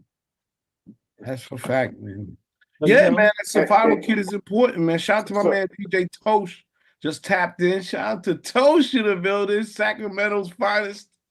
another one, see. We in Denver. Yeah, what up, dude? Yeah, got Sugar Bear on the call too. Yeah, what up, Sugar Bear? All right, welcome. You already know, man. You already know. My bad, Head Rush. I cut you off. Sorry. No, you good, bro. I was just checking out a video about prepping in certain situations. Another idea for water, holding up water instead of getting a bunch of water bottles and stuff like that. Y'all ever had mobile car wash guys that do the mobile car wash out where you at? They got the big old water tanks on the back of their pickup. Get you one of them joints, put it on two pallets, stack the 2-3 pallets in your garage, put one of them on it, and just fill that joint up with water. They got one that can hold up 275 gallons. That way, you run into a situation where water is scarce, you got that to use. That's another survival technique. And another thing is, when somebody say bug out, don't leave your crib. If you got everything in your house, stay at your house as long as you can. The only reason why you leave your house with the bug out bag is if you ain't got a choice in the world. So stack everything at your crib and make sure you can stay there. Well, listen, we're gonna play another song, but if you have any of this information, any links or whatever, put it in the chat. That way we can share it, man. Because we're seeing people right now who are about to deal with something very real that ain't gonna have a way out. Some of them. So please feel free to put that YouTube video or that FEMA list or whatever list of survival shit you may know. Just put it in the chat. That way we can at least educate each other on that. Word up. Yeah, you called me right at the started right when the call came. Call was short. Yeah, that was this group Grime Lords featuring Benny Watts and Jay Royale, Death Trap. I got sent that about a couple weeks ago, so I ain't been on here, so I figured I'd throw that in there. A little Yeah, rough. no, that one's tough. I figured the title of the joint made sense after the convo. You know what I mean? So here we are. You know what I mean? Wild, wild times, and we got a voice of the day. Want to shout out the one and only D1 in the building. D, thank you for joining us, brother. Man, you already know, man. It's an honor to be here. Salute to everybody that's on this call right now. You heard me? Believe that. Yeah. Indeed, an honor to have you on as well, bro. You know what I mean? Like I said, we have all been longtime fans, and this whole Kendrick situation I know has now elevated the status a little bit more. You know what I'm saying? So, congrats on the shout out right there, man. Well deserved. Thank you very much. Yeah, Kendrick threw me the alley-oop of a lifetime, man, and shouted me out in his new song, Watch the Party Die. And honestly, I met Kendrick at the start of both of our careers, like 2011 in California. I'm from New Orleans, you heard me, but I was doing a festival in Cali and we met each other. And that's really like the last time we spoke was back then. That was like 2011 or 2012. So that just means that from a distance, I guess he been peeping out what I'm standing on and what I'm standing for and what I'm putting down. So it's a blessing, man. When you stay ready, you ain't got to get ready. So I didn't really have to scramble to try to do nothing crazy. Once he shouted me out, it was like, I'm just gonna keep doing what I've been doing. I had just dropped a new album, a hot album that debuted at number 2 in the world on the iTunes hip hop charts behind Eminem. So that album is brand new. It's called Loaded. And I was just like, I'm gonna keep putting my content out and keep making noise, man. So I really appreciate my man CL and for me getting this invite because as artists, we need DJs. We can never be above needing the support and the friendship of and just the camaraderie of DJs. So thank y'all. Yeah, 100%. You are definitely one that because I was talking about social media and the internet being a blessing and a curse, and with what you do, I think is a definite blessing. We talk a lot about balance in hip hop and whatnot, and how everything that a majority of the time that's getting pushed on the mainstream ain't always the best for the culture and best for the youth. You know what I'm saying? So, correct me if I'm wrong, because you are a professor, correct? Yes, sir. I'm a professor. What school do you teach at? I teach at Tufts University in Boston, Massachusetts, and then I'm also doing a fellowship simultaneously at Harvard University out there in Boston. Fire. Well, congratulations, man. Like I said, you definitely want to come off as you walk it as you talk it. You know what I'm saying? 100%. And that authenticity is needed for sure. I think it resonates in the music. It resonates in the message. When did like you start kind of being more committed to social media and like getting this message across? All right, let me think. So social media, I'm not naturally a dude that wakes up and wants to put my whole life on social media. Like I'm a chill, laid back dude. Anybody who know David, not just D1, but David from New Orleans, they know. Like, man, David just a real laid back dude. So with social media, you know what it was? It was in 2016, Raymond, to where I had a song that went viral. It was called Sally Maybach, and it was a song about paying my student loans off. You heard me? And that was the first time that I really had something on social media go viral. And I found the right clip of the song. The hook was real catchy. So I found like the right clip of the hook, and I cut that out the music video, and I posted it on Instagram. And that was the first time I experienced just something go super viral. And that changed my life, man. I was signed to RCA Records at the time. They didn't like the song, so they didn't put it out. So I put the song out on my own on social media, just like on some buzz stuff. And it went crazy. Next thing I know, I was on CNN, I was on Forbes, I was on The Real, I was on ESPN, all behind this song about paying my student loans off. And it led to a partnership. I formed a partnership with Sally Mae, the student loan company. And that partnership was extremely lucrative and life-changing. And we did a lot of good in the world because we gave away like hundreds of thousands of dollars in college scholarships to the youth. So when I saw that social media had changed my life, at that point, I started getting more intentional about like, yo, I want to use this stuff more consistently. So 2016 was the turning point. Beautiful. Yeah. I mean, and I trip out more or less because, like I said, I know I'm not going to front like for myself. That's kind of how I discovered you. You know what I'm saying? I had been aware of your music, not even realizing it was you. But then as I started to see this stuff, because I'll be one to tell you, like, man, I get frustrated what's getting pushed on the masses. I get frustrated with, you know, for lack of a better, I call it pussy rap. You know what I'm saying? Just like I said, for a lot of the stuff that's been getting pushed and fed to us now for the past couple of years, that's not in a very positive form. You know what I mean? And that's not what I think hip hop is about. You know, and you definitely one of the more purists, and definitely one that like I said, I've been taking a dive off in all your catalog forever, man. It's like the message has been consistent 100% to you now for years. You know what I mean? So it's cool to see you finally getting the appropriate shot I think that you deserve. And it's tough because I was tripping out. I don't know if you've seen this documentary on Andre Ward, his latest boxing documentary, but it's funny how, because he was such a positive dude, it's almost like the public forum didn't support him.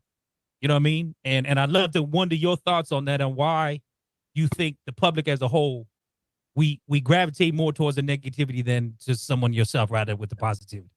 When you got God on you, they make it hard on you. You hear me? That's just a fact. When they see God shining through you, you know, they want to do any and everything to try to ignore you or overlook you or just make it seem like, all right, that's cute, but let's get to the real stuff or whatever. It's like, no, man, y'all definition of real is fake. You heard me? These rappers ain't catch these bodies, man. These people 9 out of 10 times ain't out here murking nobody, man. And even if they are, that's dumb to rap about it, you know? And these females prostituting their body on these records, and that's all they want to talk about is the power of what's between their legs. Like, this is not helping us, man. And we can, it don't have to be positive because life ain't positive all the time. But it's a difference between narration and glorification, man. You could talk about being from the streets. Shoot, I'm from the hood. You heard me? Like, straight up. Like, there's no way that I could deny that. But I don't glorify the fact that my best friend got murdered. I don't glorify the fact that my partner is doing 40 years in jail right now. You know what I'm saying? I don't glorify that stuff. I can talk about what I've seen, but talking about it takes creativity when you say, I want to talk about it in a way that we could try to overcome it and make it get better.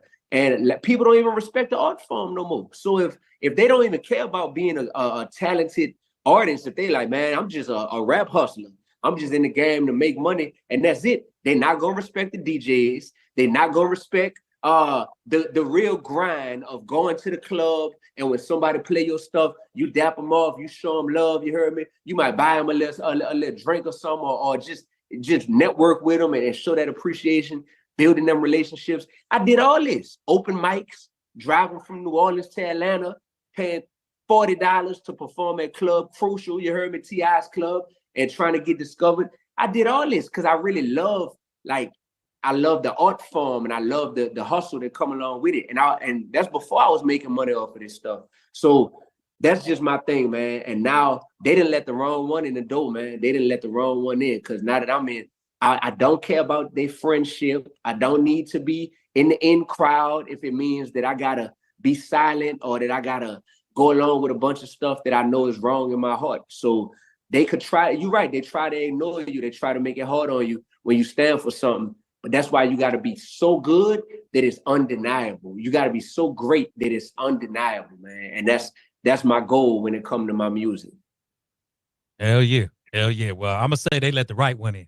You know what I'm saying? You knocked that motherfucker down. So, you know what I mean? Congratulations again. Because like I said, you know, a lot of people are just getting hit to you now, but you've been doing this for quite some time. You know what I'm saying? So, but again, that's a testament to, like you just said, you love this, you true to the craft. And that's what I think, you know, kind of going to what you're saying is missing in the game today. We got so many people that are diving into music because they get themselves a little viral wave. It's a hustle and it don't stand for nothing. You know what I mean? So. Yeah. And the kids are suffering from it because the kids are just receiving whatever's being pushed on them. And it's just a whole system where they're like, man, we're going to push the most negative stuff on the youth because the youth don't know no better. So they're just going to digest all this. And then the youth end up being effed up, man. They end up being, you know, just real messed up behind the music that they listening to and consuming. And of course, the parents got a role to play in it as well. But why would we want to glorify killing? So if you glorifying killing somebody in your music, you must have never lost nobody. Because I know that's the last thing I'm trying to glorify after I didn't have to bury so many people. It just don't even make sense to me. So yeah, so that's that. Like I said, I'm here, bro. And if anybody want to do their background research and they try to think, oh, he just clout chasing, or he just found him a lane, so he trying to just get on. Man, I got 12 albums out, bro. And they all pushing the same type of message, same type of energy. I got collaborations with The Game, with Project Pat, with Manny Fresh, with Juvenile, with Fredo Bang, with Kevin Gates, with all kind of people. And on none of them songs am I changing to be like what I think they would want me to rap. I'm the same D1 that's on this call, man. And that's what it means to really stand on business, you heard me? And I just want people to see that. So yeah, stuff going good right now. It's going great. Stuff really been on the uptick. But I'm not having to change for it to go like this. That's the best part. The success is me being myself, you know? 100%. And the freedom to be yourself, 100% too. So let's go and get in the record since you mentioned his name. This one right here with Fredo Bang. Again, for y'all who haven't heard, the latest album is Loaded, out now. Again, we got D1 hanging out. Keep this one out, y'all. Dope. Fredo Bang from Baton Rouge, right? Yeah, Fredo Bang from Baton Rouge. I used to be his teacher. I was his middle school teacher. Ah, that is fire, bro. That is fire. So I felt like LeBron James and Bronny. You heard me being on the same team, doing a song with my old student, man. So that felt good. Hell yeah, super dope, super dope. That's ill, man, and that's what, like I said, it's one thing that you're doing this and reaching the audience in a public forum, but I think even furthermore, being a professor and being able to just give game, life game, to students is dope too. So we got some people that definitely want to ask some questions, if you don't mind. I think you had your screen changed right just a second ago. There we go. If you can leave it like that. Yep. Earl, what's happening? What's going on, fellas? D1, what's going on, man? Good afternoon to you, and appreciate you taking the time to be here on the call. Definitely been paying attention to your career, and just the positivity that you have in the music, the more, the fact that you stand something in your music, which a lot of artists don't. I was just curious to know, man, not too long ago, certain artists will have disagreements with your approach, which I personally saw things as you saw it, whereas ultimately, you got to make money, but there's also some kind of responsibility towards it. just curious to know, like over the span of time, especially like with the recent shout out from Kendrick, like how things may have shifted even when it came to like communication or relationships with artists that may have previously had disagreements with you. They could have shifted, they may not have. But that's the first part. And then the second part was just an appreciation of the artists that you have been collabing with may not in the majority of their music carry the same message of you, but I appreciate the way you kind of put the medicine in the candy, you know what I mean? Similar to, not to compare you to homie, but like Kendrick and Gunplay on Cartoons and Cereal. When you see that title, or like Kendrick and Gucci Man, right? Like you're putting the medicine in the candy, where like a lot of people are going to tune in interested in your word and what the artists are doing, but they hear like an entirely different perspective on it. So I mean, yeah, from like the previous things, like have more artists or more people, more colleagues of yours been kind of seeing your perspective? And then secondly, when it comes to that music, like what's giving you that idea to go forward with it? Yeah, that's a great question, brother. I appreciate that. So recently it seemed like the momentum shifted my way, man, to where a lot of tastemakers in the music industry are just coming out and saying it point blank. They're like, man, D1 was right, man. D1 was right all along with what he's saying about the culture. One of the biggest to come out and just say that point blank was Charlemagne. He went on the Breakfast Club last week, and this was after Kendrick shouted me out, after I did my response song to Kendrick, which we definitely got to play that one. It's called Call It Like It Is. But Charlemagne was like, you know what? I went to the crib and I turned on TV, and they had Young Dolph's trial with his killers on trial, talking about, you know, how they killed him.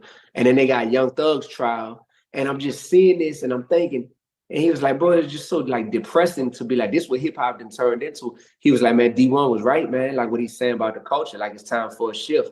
So Charlemagne recently said that. Then people been tapping in, bro, like crazy. Big Sean showed love to the song Call It Like It Is. He went on my Instagram comments and was showing love. And Manny Fresh, you know what I'm saying? And Manny Fresh then produced all of the hits, mostly that have come from my city, from New Orleans. But me and Manny been knowing each other for a long time. And he was like, whether you agree with him or not, D1's voice is needed, you know what I'm saying? And what he's saying, like he ain't never been scared, you know? So it has been a lot of people all of a sudden showing public support. It's easy to privately DM me and show support, but people coming out publicly saying, yeah, like homie really right, you know, with what he's saying. And that feels good. It feels good. The artists who I kind of had some public back and forths with, like a few months back, like Rick Ross was one of them. We haven't communicated. So, you know, that'd be dope if we could communicate one day, just to, you know, just as men, just to be able to communicate and see what's up. But like when Ross had got into that fight in Toronto, you know, I went online and publicly was like, I'm not happy to see that. Like, I'm not rooting for Rick Ross to get punched or beat up or anything like that, because I don't have no ill will towards him. I want to see the best for all of us, you know? So I made sure to publicly go online and show that type of support, even if he and I had a back and forth. Meek Mill, we haven't communicated. Me and Jim Jones have communicated. That was somebody else who we kind of had like a back and forth publicly that, you know, didn't come across good at first. But we've been communicating some. But I look forward to more communication, because communication is going to lead to unification inside the culture. You can't just say, all right, all the conscious rappers, y'all stick together. All the gangster rappers, we going to stick together. All of the female rappers, y'all just stick together. We all got to be able to talk, man. We all rappers at the end of the day. So so that's the answer to that, man. And ultimately, the collaborations that I've been doing, you know, I like to do collaborations that people don't expect, because I know how people's brains work and they just want to segregate us the same way with Democrats and Republicans. Y'all ain't supposed to rock with each other. Black and white, y'all ain't supposed to rock. You know, the east side of New Orleans, where I'm from, and uptown, oh, it's supposed to, y'all ain't supposed to, nah, forget all that, man. So when you see a D1 and a Fredo Bang on a song together, it make you scratch your head at first, but then you listen to it and you like, they both jamming on there and they both being themselves. That makes a statement. When you see these unexpected collaborations, you know what I'm saying? Like me and Project Pat, like that tripped a lot of people out. Now I come out Project Pat, a whole preacher out here, you heard me? And people like, oh, all right, well, no wonder why him and D1 did a song and it's called All Glory to God, you heard me? So I like doing them type of collabs, man, that's unexpected. And I'm gonna continue to do that as long as I don't have to compromise what I stand for, you know, in the collab. So yeah, thank you. No, that's what's up, yo. Yeah, just appreciate you. And I mean, just to speak to your point just a bit further, like that is authenticity to me. You know what I'm saying? And I think a lot of other fans of music, when like, you know, a lot of other artists, they talk about difficult times. I just like, appreciate you. And my bad. I don't know if the audio is coming through delayed and whatnot. But hello? Yeah, I'm here. I'm listening. Oh, my bad, my bad. Now I was just saying, it's dope because there's authenticity in it. And I think it also helps show to like the outside world and the outside music fan base that there are multitudes of blackness. You know what I'm saying? Like there isn't just one way to be black or one way to enjoy or express yourself in the culture. So seeing collabs like that, and then, you know, you also having your voice has been super positive. So yeah, shouts to you on that, bro. Thank you, brother. That means a lot to me, man. For real, for real. Yeah. So if this stuff ain't fun, I'm gonna run, you know what I mean? So I just do the stuff that keep it fun for me, man. And it feel good to form real relationships with other rappers too. Half of these dudes that collab don't even be liking each other. They just collab because they both got a fan base that they like, oh good, I'm gonna get some of your fans, you're gonna get some of my fans.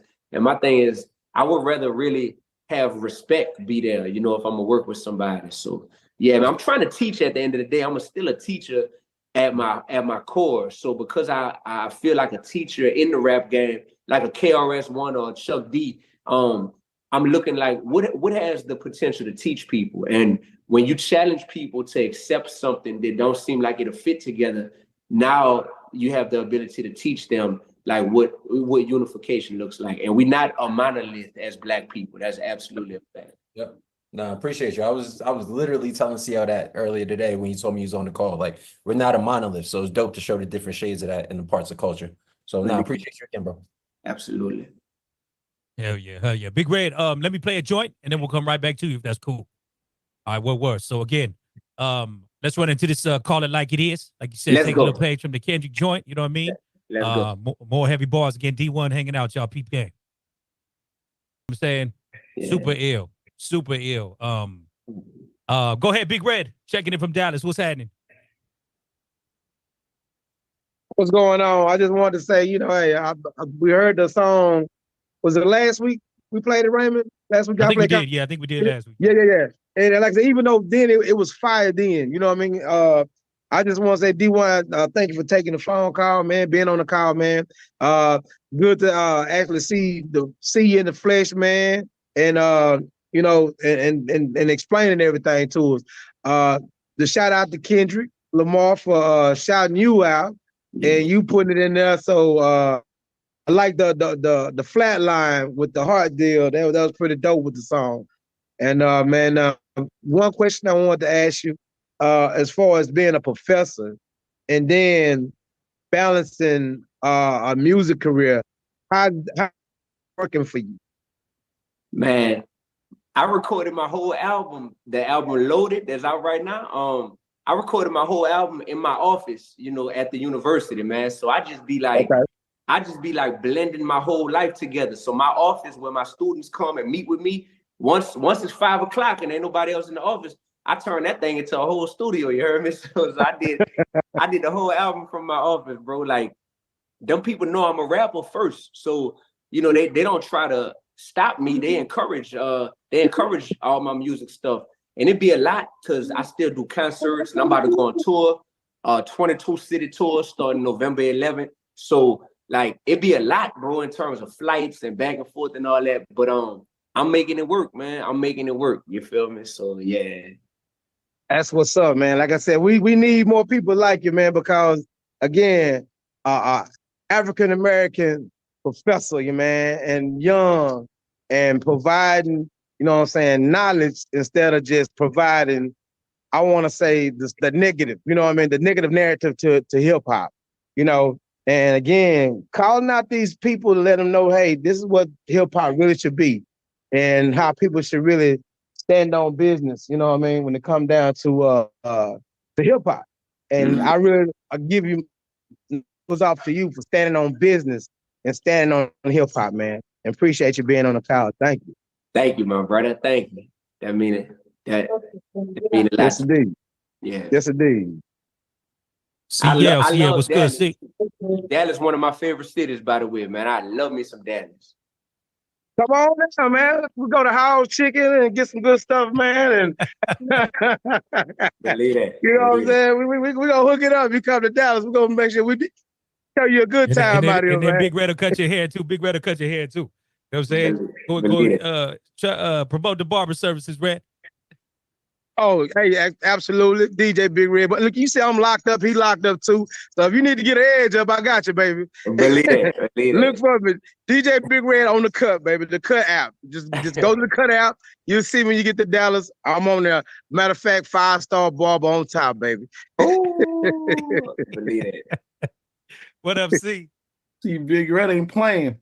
First of all, yeah, shout out to D1, man. Been knowing you a long time, and you always were the same. That I can testify to. Great to see you down there at Earn Your Leisure as well. You know, spreading positivity and energy in these positive circles. And just overall proud to see that, you know, you sort of, you know, you stand on your own 2 feet, never folded, and yeah, it's that balance we talk about a lot here on the call that's needed. So just giving you straight props for that.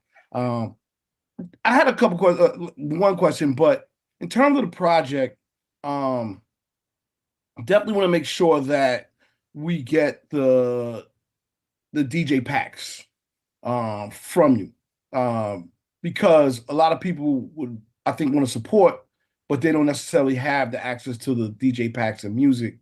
So more than anything, I guess, you know, I wanted to bring that up to make sure that we got those, because you know, I think the instrumental, the acapellas, all of that stuff will just help push everything a lot bigger, especially with all the energy you got. So just wanted to bring that up. But in terms of like looking back on your career and you know, lots happened, you know, any moments, lessons that have been critically impactful beyond some of the things you mentioned before, that's helped you with your personal growth and success? I would say what has been a particularly impactful moment in my career that's really helped me with my growth. You know, for me, it's when I get to connect with fans, and when they tell me how much my music and even just my movement, what I represent, has helped them in their life and provide motivation for them to finish school or to get up in the morning and, you know, go to work to a job that they might be, you know, not really in love with, or to fix their marriage. And, you know, when somebody tell you they were suicidal, but your music really helped get them out of a dark place, and they say, I got closer to God by listening to your music. Those moments always remind me that, like, you can't put a dollar amount on a real connection that you're able to make with somebody. And anytime a rapper passes away, I always think, like, you know, rest in peace, Rich Homie Quan. That's like the most recent that I say we all, you know, were aware of. His music is still here. You know what I'm saying? Even when he's gone. So I've always thought about, like, man, whether you making millions or not from your music, you got to know that you're creating something that is going to literally be here in this world until the end of time. You feel me? So that right there be enough motivation for me to want to be the best artist I could be, but also come from like a pure place with my creativity, to where it's not selfish creativity, but it's meant to help others. So it just be that type of stuff, man. Like, I can't put a dollar amount on those DMs that I get, or those emails that go to my team, or those encounters with fans when I'm on tour. So, man, I'm just a people person at the end of the day, bro. I became a celebrity on accident. You know, I was just trying to be influential, man.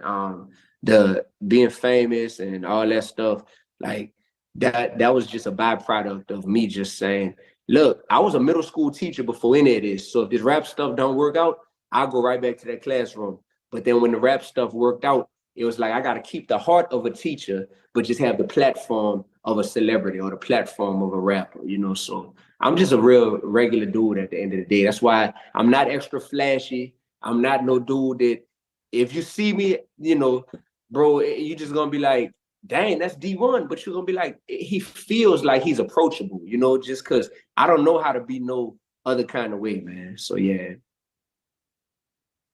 Yeah, man, that's what's up, man. And my second question was more about the education side of it, you know. Is there a particular area of education that you feel like our people in general, and I know we're not a monolith, right? We spoke of that before, but in general, do you feel like there's an area or space or a particular type of education that we should all be aiming for to become better overall? It's a very general question, but I'm asking from your standpoint, like, you know, being an educator, is there a level or somewhere that you feel like we all need to learn this or that? Yeah, I would say three things. I would say if we could teach everyone on a high level to love yourself, respect your neighbor, and embrace your gifts. Those three things right there will make it to where you realize that you were put here, and whatever story you had, whatever family you were born into, whatever mistakes you made, it's okay. Like, God didn't make a mistake when he created you. So love yourself. Like, and when you love yourself, it makes it easier to do number two, which is to respect your neighbor, because you recognize that they're imperfect just like you. They are a person who God created as well. So they don't deserve to be bullied or picked on or anything like that, just because they're different than you. So love yourself, respect your neighbor, and embrace your gifts. Like, we all have these unique gifts and these unique passions, man. And if we learn that it's not about trying to do what somebody else is doing just because they're successful. It's like, what do I love to do? And how can I focus on using my gift, embracing my gift to make this world a better place?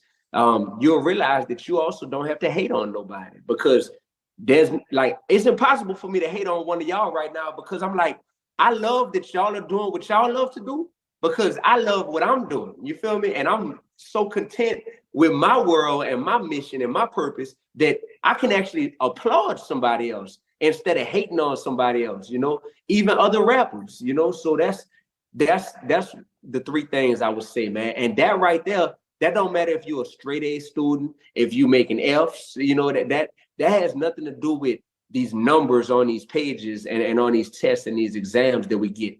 That just has to do with our mindset towards life. And then you'll realize that, oh, studying and getting an education, that's something that makes me a better version of myself. It's not about saying, am I smarter than Earl, or am I smarter than Raymond, or am I not as smart as OJ or whatever? It's like, nah, this stuff is simply about us running in our lane, running our race to be the best version of ourselves as possible, man. I wish every kid could embrace that, along with learning math, learning English, learning science, learning social studies.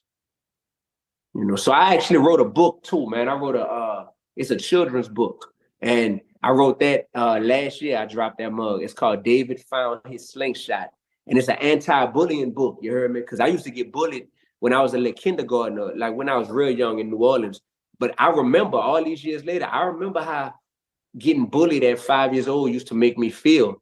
And me and my bully actually became best friends at the end of the day. So I did a book talking about how students and kids can learn to actually like build bridges with one another and respect one another for their differences, as opposed to building walls and hating on one another and picking on one another just because they're different. So my book is about hip hop, because me and my bully, we realized that we both had a love for hip hop. And I don't want to give the whole book away, but yeah, man, it was real cool. So that book has been blessing thousands of students all around the country.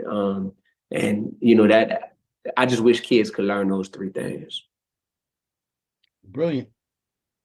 Thank you. Honest. For sure. You know, to piggyback a little bit off what C was saying and talking about the education and everything, because, you know, we've been taught for years, knowledge reigns supreme, knowledge is power. How do you feel about the education system now? Because, you know, we're a strong narrative that's been building over the years that they're not pushing school no more on the youth. You know what I mean? It's go get money all these other ways or whatever. So from someone like yourself that's on the inside, you know what I mean? Yeah. How do you feel about it all? Yeah. So first thing I want to say for people who criticize school, you know, a lot of people say, man, college is a waste of time. Man, them people need to shut their mouth, man. Like everybody, just like Black people, we not a monolith. Like people's life after high school is not monolithic. College is a waste of time for some people if you know that what you want to do in life doesn't require a college education. But let's say you want to be a lawyer. College ain't no waste of time. You gotta go to college, you know. Let's say you want to be a doctor. You gotta go to college, you know, a medical doctor at least. So yeah, man, like people just want to jump out there and say the boldest things just so they could go viral nowadays. But college definitely changed my life. And my daddy didn't go to college. He was a welder, you heard me? Out there in New Orleans, you know, just welding on the Mississippi River for my whole life. But my mama did go to college, and she is a social worker, you feel me? And she couldn't be a social worker without her college degree. So it's really about knowing yourself and knowing what you truly want to do, and then being able to determine, is college the best fit for you? And then if we back up from college and go to just the most basic level with education in general, there's a lot of problems inside the public school system nowadays and charter schools, a whole lot of issues. But there's also a lot of problems in church. There's also a lot of problems in the government. There's also a lot of problems in the entertainment industry. There's also a lot of problems in the club scene, if you're a DJ. Like there's problems in every industry that exists in this world. So we have to choose to simultaneously address the problems while still extracting the good that is present there, you know. And once again, people act like they can't do two things at the same time, bro. I promise you, I can tap on my wristwatch and talk to y'all at the same time. Like I can do both of these, you know. It's not that hard to do two things. So we have to be able to be like, yo, like there's a lot of great things that school offers, you know, even from kindergarten on up, there's a lot of great things. Let's maximize those great things, but let's also address, you know, what needs to be improved and work to improve while we maximize what's already good. You feel me? So yeah. Hell yeah. Hell yeah. T-Rex, you there? Yes, I'm here. How you doing, D1? I just want to say, man, you're definitely a light in the darkness of our industry, and just seeing how you maneuver, you definitely moving like Jesus, man. You know, just being amongst the people, but not compromising what you believe in. I have two questions. One, at what age did you seek God and get saved? And two, how is the podcasting industry treating you? Yeah, two great questions, man. So the first one, I was like 19 years old. You heard me? I was in college and I went to LSU in Baton Rouge. And my freshman year, brother, man, I think I had the toughest freshman year out of anybody who I know, man. In 1 year, I got cut from the basketball team because I used to hoop. So I got cut from the team. My girlfriend, we had been together since 10th grade. She ended up cheating on me with a few football players. Keyword, a few. Yeah, Jeannie. Yeah, a few. So it was one of those situations, you heard me, that messed with me bad. My best friend, well, one of my best friends in New Orleans got murdered. My freshman year, he got murdered in Pontchartrain Park. And my roommate freshman year, that was my partner from high school, and we stayed in the same dorm room, and he started selling dope our freshman year. He wasn't that type of dude at all. Like this dude's family had money and everything. Like he just was trying to fit in with the streets as a college student, which is weird. But we ended up falling out because he started selling dope. He ended up getting arrested and all that stuff and kicked out of school.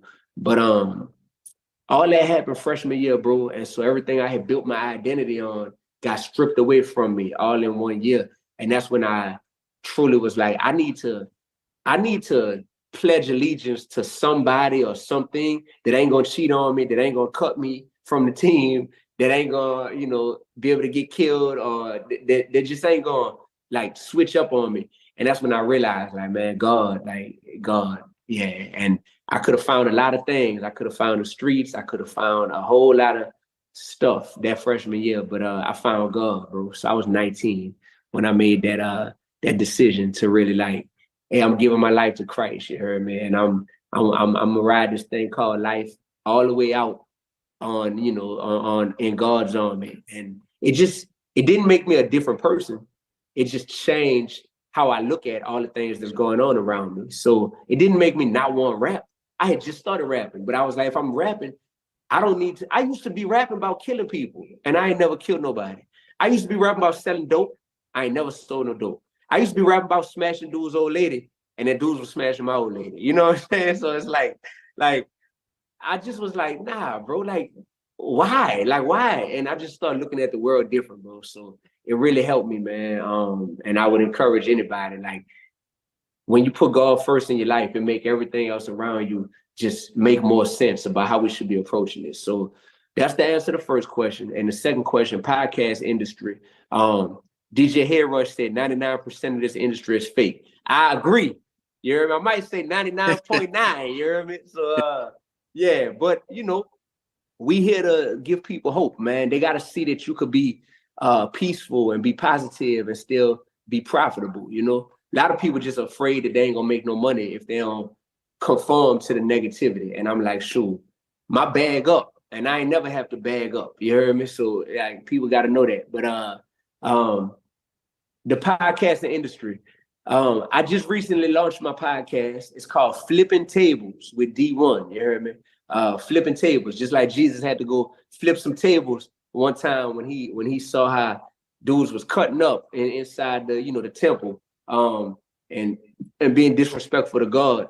So it's called Flipping Tables with D1, because I think that's what I'm doing in this world, is flipping tables, man. Showing people like, I'm not weak. You're not finna punk me. You're not finna bully me. Like, nah, none of that. I'm standing on business for real.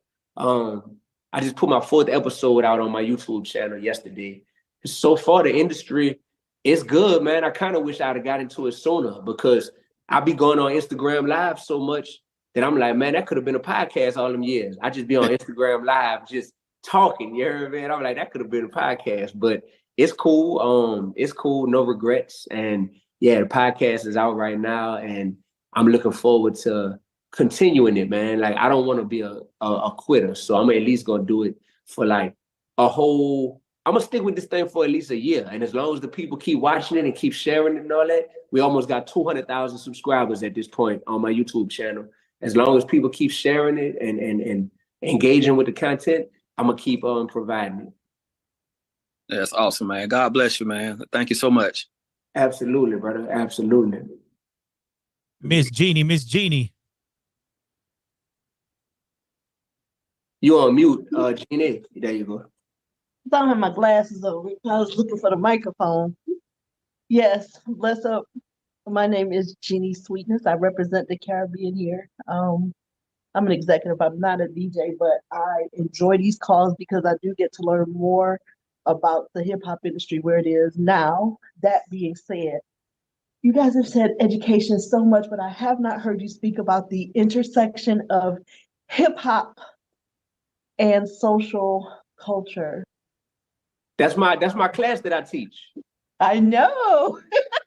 I've heard you speak on it, so I would love to hear it in your own voice, because I definitely went, and when they said that you were coming on today, so I wanted to know a little bit more and see if that's something that you wouldn't mind speaking about, the intersection of hip hop and social change, please. Yes, absolutely. So that's the name of my class, y'all, that I teach at Tufts University, the intersection of hip hop and social change.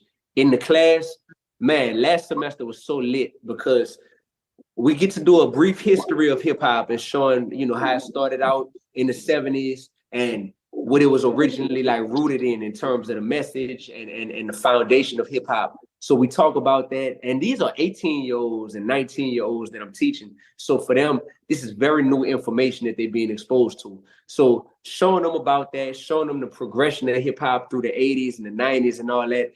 And then as it becomes more and more commercialized, showing them how a lot of the messaging started to change. So we talk about how hip hop is so powerful, and people have used it. Oops, there we go. People have used it to make positive change in the world. And we show all these examples of hip hop artists and hip hop fans coming together to push a certain cause, or maybe making a song that makes you more aware about gun violence in the community, or makes you more aware about the drug epidemic to make you not want to do that stuff. You know, we talk about that, but then we talk about the ugly side. And hip hop has taught a lot of people what drilling is, and how to go and how to, how to load up your gun and how to go slide on your ops, you feel me? And hip hop has taught people a lot about drugs that they never knew, that make it seem cool when you hear somebody say Percocet, Miley Percocet, hey, Percocet, Miley Percocet, and all that type of stuff. So we talk about the impact that these songs and these certain artists have had on culture. And then we so one assignment that I made my class do last semester was they had to write a letter to Kodak Black, because Kodak was locked up in jail at the time. And I know Kodak. Me and Kodak have FaceTimed each other before. We've talked on the phone multiple times. And we just met through Instagram. And I felt real bad because I know that brother got a good heart and he got so much potential, in this world, so much potential. But I also know he got certain demons that he struggles with, and a lot of people that's pulling him to try to do the wrong things and lean towards the wrong direction, right? So I was like, look, class, I'm gonna show y'all the power that fans can have. Like, this man is locked up in jail right now. The whole class, all of y'all, I want y'all to write him a letter. Most of y'all listen to his music, y'all know him. Write a letter, but the purpose of the letter is to encourage him and to build him up and to uplift him and to even challenge him to be a better version of himself. And do you know that when Kodak got out of jail, I DM'd him and he hit me back like, I got all them letters from your class. He was like, man, and that stuff really motivated me in there. And he was like, y'all snapped, man. Like, I appreciate all them letters and all them wise, them words of encouragement. And that was me proving to my class how this relationship between fans, I call it the 3 C's, right? Consumers, creators, and commissioners, how they all tie in together. And that's what the whole class is about. I break it up into 3 sections. We learn about the power that fans have, consumers. We learn about the power that creators have. So DJs, we're creators. Rappers are creators. Producers are creators. And then commissioners. And commissioners are label executives and program directors and people who are in a position to like give people attention or money for the music that they create. So we learn about the intersection of all that stuff. And then Kendrick and Drake started beefing in the middle of the semester. So of course we started talking about that in class and the impact that was having, you know what I'm saying?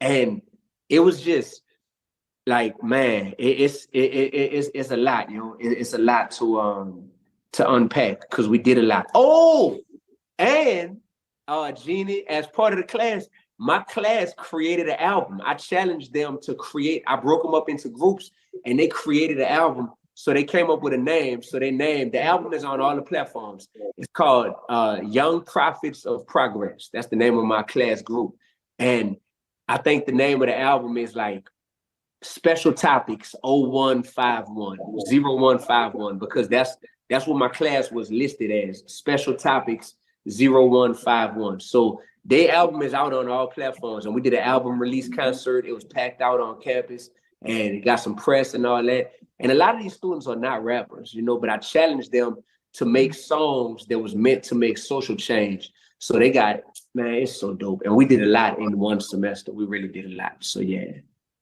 Can I tell you that you remind me, I want to say, of Cornel West and Michael Eric Dyson. Wow. And I just want to say that me with my little civil rights hat on right quick, especially, Cornel West was fortunate enough to be able to take his message to college as well. So that is so amazing that you're able to do that. So I'm just sending you more positive energy to keep that going. And I did not know that there was a Nas, and I told you I researched you, right? Tell me Yeah. what that thing is, that the Nas title or what it was. Yeah, at Harvard. Yep. So Nas been rocking with them for about 10 years now. My bad, y'all. Come and get my phone charger. But yeah, Nas been rocking with them at Harvard for about 10 years now. And that program over there, that was something that somebody told me about it, because they thought, they was like, yo, this fellowship, it's about like hip hop and education and how they tie into one another, and how they really they work together in a lot of ways. So I was like, man, what is this? Like, I had no idea about it either. And somebody put me on to it, and they kind of hipped me to it. So I was like, man, I want to try to see if I could be a part of this. And and that's what I did. And so by the grace of God, I was selected.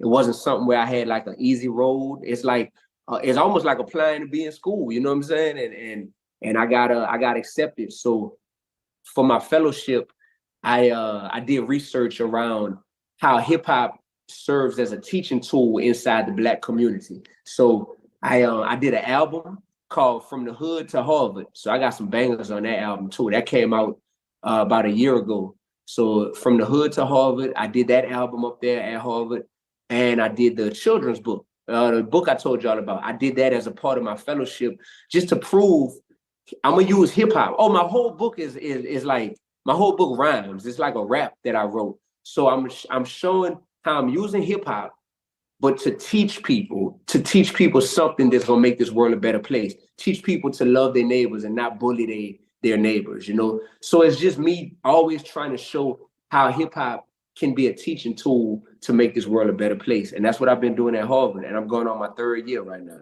over there. So yeah. Yes, ma'am. I appreciate it. Very dope. Very dope. Queen B, we'll come right back to you with the question. Let's play another joint real quick if you don't mind, D. Yeah, run that I could make a suggestion. Yeah, for sure. Run that You a Star. Let's do it. All right, D1 again, loaded, because I need to ask you about the title of this album too here in a second. So let's run it. Check it out. You a Star. Represented. Let me lie to you. I don't even know. No, that's all love. That's all. I mean, I think the greatest thing about the music, dog, is, like I said, like I said, the beats go so hard, but then you pay attention to the lyrics, and it's a whole nother world. You know what I'm saying? So props to you. Miss Queen B. Let me not take away from you. Oh, hello. My name is Queen. D1, thank you for being a light and leading by example in the hip hop industry. And congratulations on your new album. And can you tell me about an aha moment that you had one of your students that took your course? Like any defining, like a moment that you had with one of your students? Wow. So many. So at the beginning of the semester, I challenged myself to really build a personal relationship with each of my students. I had 30 students in my class, and that can be a lot to try to build a personal relationship with them. But by me doing that early on, they could really tell that, oh, this ain't just a dude that's in here teaching just to get paid and then go home type stuff. Like, he really loves us and cares about us. So I would say, like, one of my students in particular, when I think about him, he's from New Orleans. His family had to leave New Orleans after Hurricane Katrina hit. He was a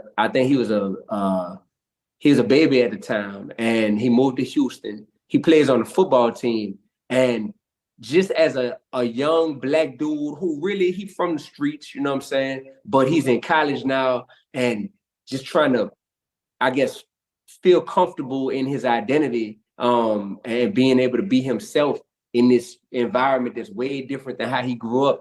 We really hit it off like real early in the semester, probably because we was both from New Orleans, and then we just had a lot in common. And then him being like, dang, this dude is my professor, but he's actually a rapper. That's dope. And he became like the standout student in the whole class. Like, honestly, like he he sat next to me every day. He always was early, you know, and extra helpful and all that. And I'm like, this dude who be feeling like an outcast on this campus a lot of times as a young Black brother from the streets, this man is like so engaged in this class, and he ended up making an A+ in the class. And he did his thing on the album that we put out. So the first song on the album, I put his group's song first because their song is actually really dope. And yeah, just them type of moments where I know my students are going through things personally in their lives, but wanting my class to be a safe space for them to where they could feel good about themselves. And I got so many stories like that, but he's just the first one that popped into my mind just because I just talked to him yesterday. So yeah. Yeah. What a great feeling to be able to connect with your students on that level. I know we had self-destruction. Have you ever thought about pulling some of the rappers together and doing a song on social change within the hip hop industry? You know, that idea has been brought to me by multiple people, and that's such an amazing. There's clearly something to it if multiple people have brought that to me. My question is, I was a little baby when that song came out, like, you know, literally a little kid. Do y'all think that type of song actually helps anything, or does it just feel good, just the idea of a whole bunch of artists came together, or does it actually like help anything? I think it helps, especially where we're at right now, and perhaps the cultural shift. Like I said, I think what's going on, what Kendrick kicked off, what you are feeding. I mean, I think like right off bat, you, Cole, and Kendrick it would be fucking them out of here. You know what I mean? Because y'all all spit the same message. I think the reason why it works is, like I said, because of the timing of it. I think it could help 150,000%. You know what I mean? So watch this, because I'm being dead serious right now. So a song like that comes out.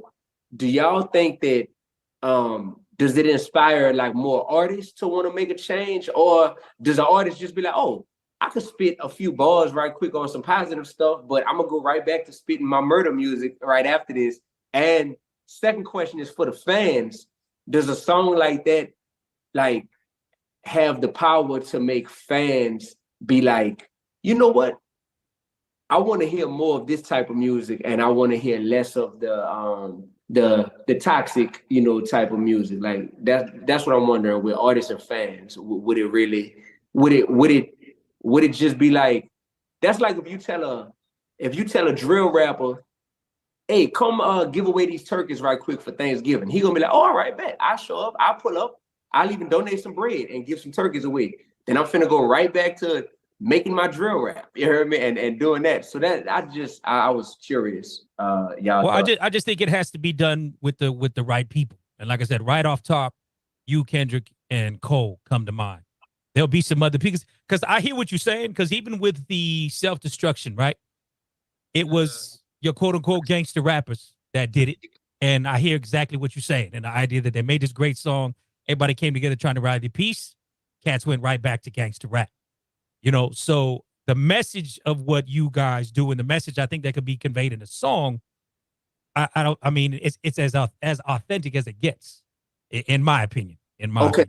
Okay. And I say this secondly, I'm so glad that question was asked, because January 1st of 2024, I came out with something that it's not a song, but it's a movement. It's bigger than a song, and it's my version of what self-destruction represents. It's called the Platinum Pledge. So y'all are DJs, so y'all know the power of the word platinum inside the music industry. When you go platinum, that's like the top of the top, right?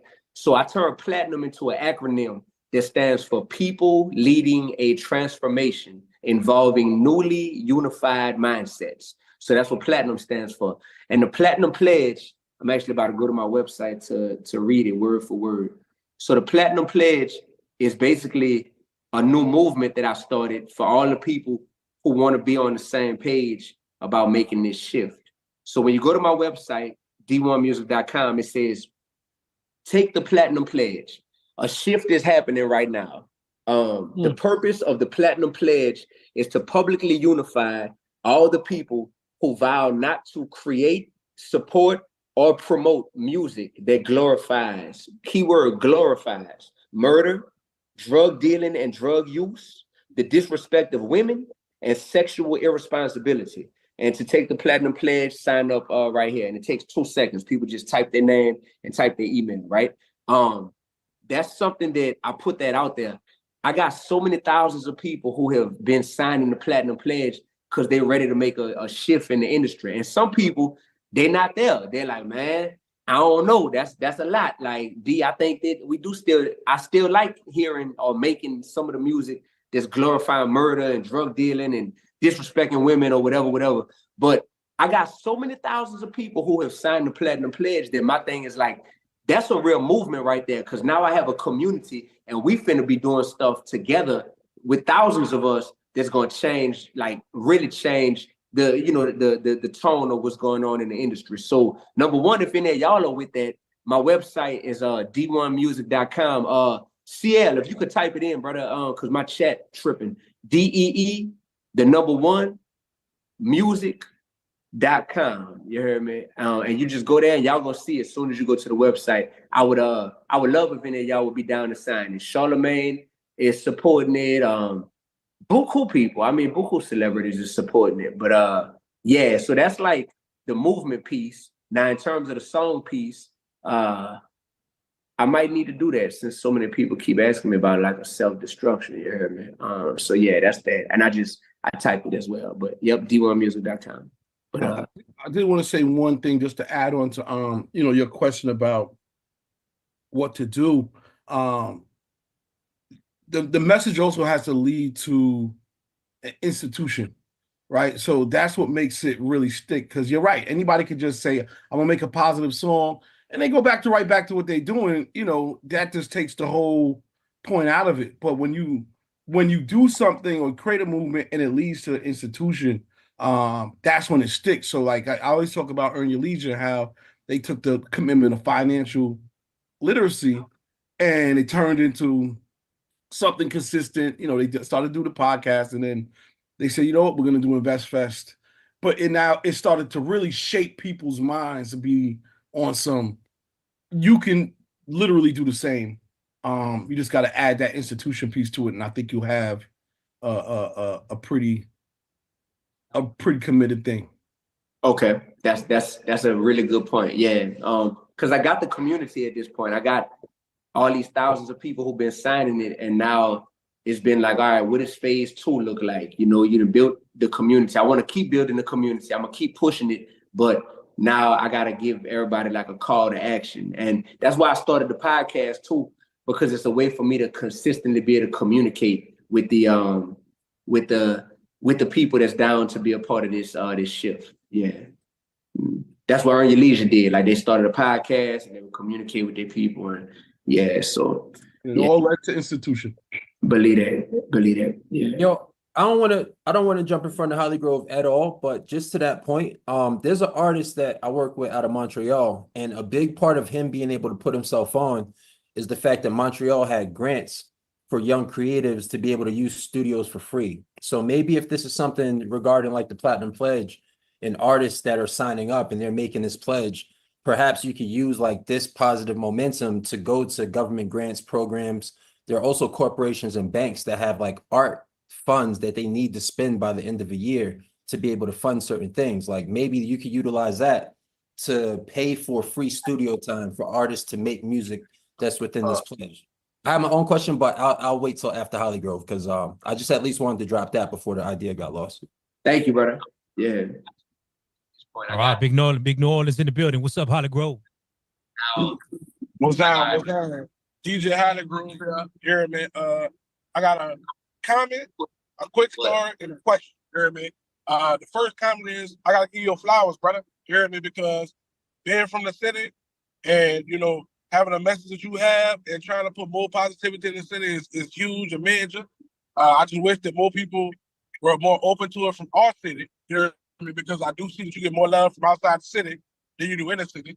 And then, I just want to tell you to keep doing your thing because you never know what you're doing and who it'll reach. You know what I'm saying? And what what flowers can grow from the seed that you have. And the reason I say this is because I'm from the city. When my people got divorced, we moved to California when I was 3, moved back when I was 12. But while I was in California, one of the Christmases, my mama lost her job, and Sway in the morning used to work on KBL in New Orleans, in San Francisco. And they gave me a Super Nintendo around the time my mom lost her job. And it was major to me because that's all I wanted. That's all I wanted for Christmas was a Super Nintendo. You hear me? And my mom unfortunately couldn't do it. Now fast forward, me being who I am, you hear me? I started giving back to the community when I was, more of my name and had a little bit more money to myself. And that seed started from what Sway did a long time ago. You hear me? And I just was on Sway 2 weeks ago and I told him that story. And he don't remember me particularly, but he remembers the stuff he used to do. So keep planting them seeds, brother, because you never know what flowers or what roses could come from the seeds you plant. You dig? And then my question to you is, you hear me? Well, another thing is I'm glad you're starting to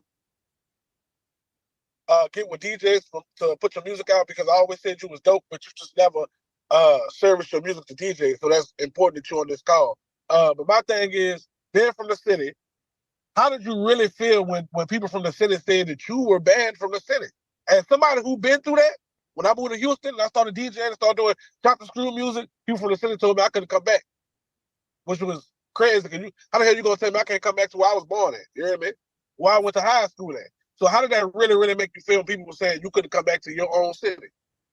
Man, I addressed it on the song, Call It Like It Is. I said, whoever said I'm canceled, man, I'm laughing in these people's face. I work for God, dummy. My impact could never be erased. You heard me? It's like, who is you to tell me I can't come back to where I grew up my whole life, went to high school, middle school, elementary school, played park ball, went to church, you heard me, got in fights, like fell in love. Like, man, yeah, bro, it's just the audacity of some people in the city, dog, to just feel like they got that type of negative energy that they want to put out there towards you. It's like, bro, I've been consistent my whole career, man. Like, people know what I'm standing on. And yeah, bro, like, I don't know, dog, like my mindset towards New Orleans, like I said, I love New Orleans, my city, but I love God way more. I don't care if none of y'all with me. We celebrate being stupid and everybody's so gangster.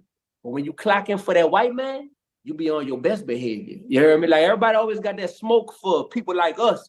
But when you go clock in for that white man every day, you don't take that energy over there with you. So I just be like, man, y'all need to miss me with that, bro. I'm trying to make this world better and definitely trying to make our city better. And dudes just be, man, bro. It feel good to know that you say you done went through that before too, because I didn't really know who I could call or talk to about that. Because I was like, I ain't never heard people tell Juvie he canceled, or Wayne he canceled, or Manny Fresh he canceled. And I know these people, you know, so I'm like, I don't really have no precedent to look at to be like, who has the city ever said that stuff to before? But to hear you say that, it's like, well, I guess I ain't the first one. Shout out to DJ Hollygrove. He was the first one to get fake canceled from the city, you heard? Because in real life, we not really canceled for the city at all, you heard? Oh, man. You doing chop and screw music? Oh yeah, you from Houston now. What type of music that I'm doing got to do anything? Because I'm chopping up New Orleans people stuff. You hear me? I'm breaking New Orleans people stuff on radio. So it was just wild, bro. But yeah, keep doing your thing. Salute. I definitely follow me back on Tap In with you because I have a nonprofit, you hear me, called NFIO, which is basically a New Orleans band organization. We do a lot of stuff. We did a back to school drive with Festival 5 right before school started. So definitely want to tap in with you and invite you to some of the things we be having, bro. That's a bet, my brother. I'm gonna tap in with you and thank you. And you mentioned the DJ packs, and with CL saying that too. I'm gonna tell y'all the truth, man. Thank y'all. Like, you know, if you don't like, you know, I mean, my career been made from grinding and hustling in the streets and passing out mixtapes when we had mixtapes hand to hand, and then being in the college scene, and then, you know, doing stuff in churches and nonprofits and all this. And it's never really been something where it's like, man, that boy D1 got the clubs on fire. So because of that, I think I got away. As much as I respect and love DJs, I never really felt like, man, my music, why send them a DJ pack? Like, you know, is they gonna really play this? But y'all be spinning in more than just clubs. That's one thing I gotta acknowledge, is that DJs don't just spin in, you know, the traditional clubs or whatever. But then number two, my thing is I'm starting to see that, like, because of my ear for beats and because of like me just getting better and better over the years as a rapper, I probably do got songs now that you like, man, I could fool around and mix this mug in there. You heard me? Do a little something with this D. So it's on me to make sure I service y'all. And I don't think I even know how to make a DJ pack, but I'm gonna ask CL and he gonna teach me. You heard me? And I'm about to send that to y'all. Yeah. Yeah, we got plenty of people can help you out with that. Plenty of people that can help you out with that. I had one I ain't got drink. no problem with helping you out, bro. You from the Senate, bro. I got you. Believe that. My bad. Yeah, I had one drink because I lost my place when I chimed in on the other piece. But now I appreciate the relationship that you were saying that you're building with your students. Because when I was in school, they had a Jay-Z versus Nas hip hop class, and it was like talking about the history of like music in the Bronx and everything else. And it was taught by Professor Mark Lamont Hill, who like he's become more of a TV personality, and speaking about music and culture and everything else. Just in regards to your curriculum and like where you looking to bring things, like are you looking to like collaborate with more culturally music driven people within like your curriculum, or just like in the space in general, or is this like you as a professor at Tufts and Harvard, is this like kind of like a one shot, one season kind of thing? Yeah, that's a great question. I'm open to wherever this road can lead me to, because I definitely couldn't have told you that was in my in my bingo cards or in my future that I would be a college professor. You know, if you'd have asked me that 3 years ago, I'd have been like, huh? Like, nah, how I'm gonna do that? All I got is a bachelor's degree. You need a master's or a PhD for that. Like, I would have never known. So now that I'm in it and I'm actually loving it, I am open to more opportunities like this, whether it's at the same schools or whether it's at different schools. And hip hop is more open to it. So Bun B has taught at Rice University.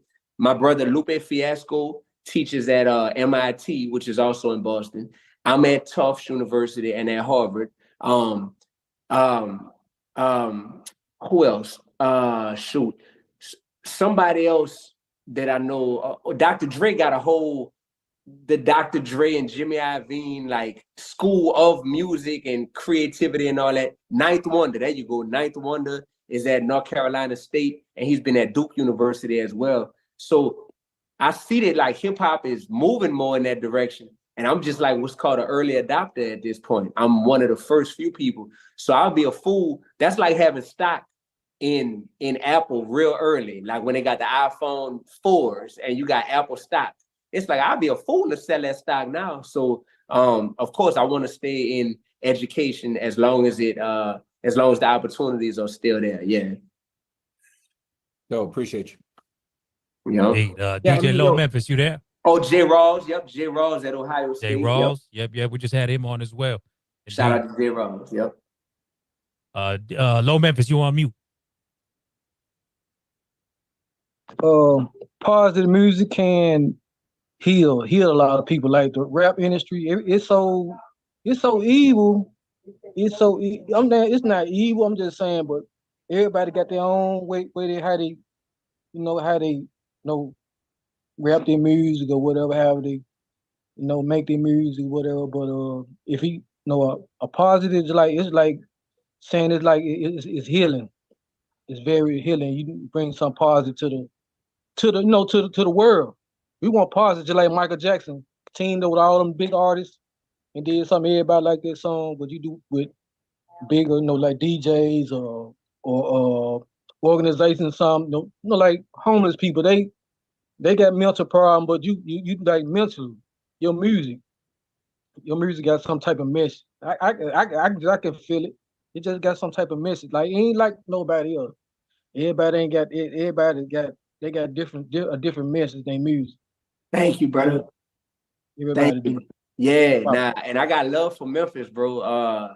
Like when I first started rapping in college, my girl, she was from Memphis, and like me going up there, and I remember going to like different music conferences, or like y'all say music conferences, you heard me, in Memphis, and I just developed like appreciation for the 901, bro. And so like I just did that song on my album with Project Pat, and even that, man. Yeah, that boy Pat. He a preacher. He doing something. He a preacher now. I was on his page and he reacted back to. He said, "Yeah." I said, "Project." I said, "Keep on going. Keep on teaching. You got to teach the can't the youth have to understand. Put the guns down. Just go to school. Be something. Just clean the community up. It's time. It's time for something else. All the other stuff is out. Hey, it's better things. Yeah, God got bigger things for us.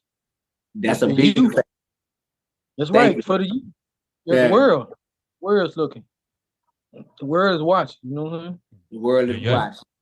Well, I Mhm, think the world since you brought up Project Pat, let's play that joint. If you got some time still, D, you all right? Run that, man. Run that. All glory to God. All right, word.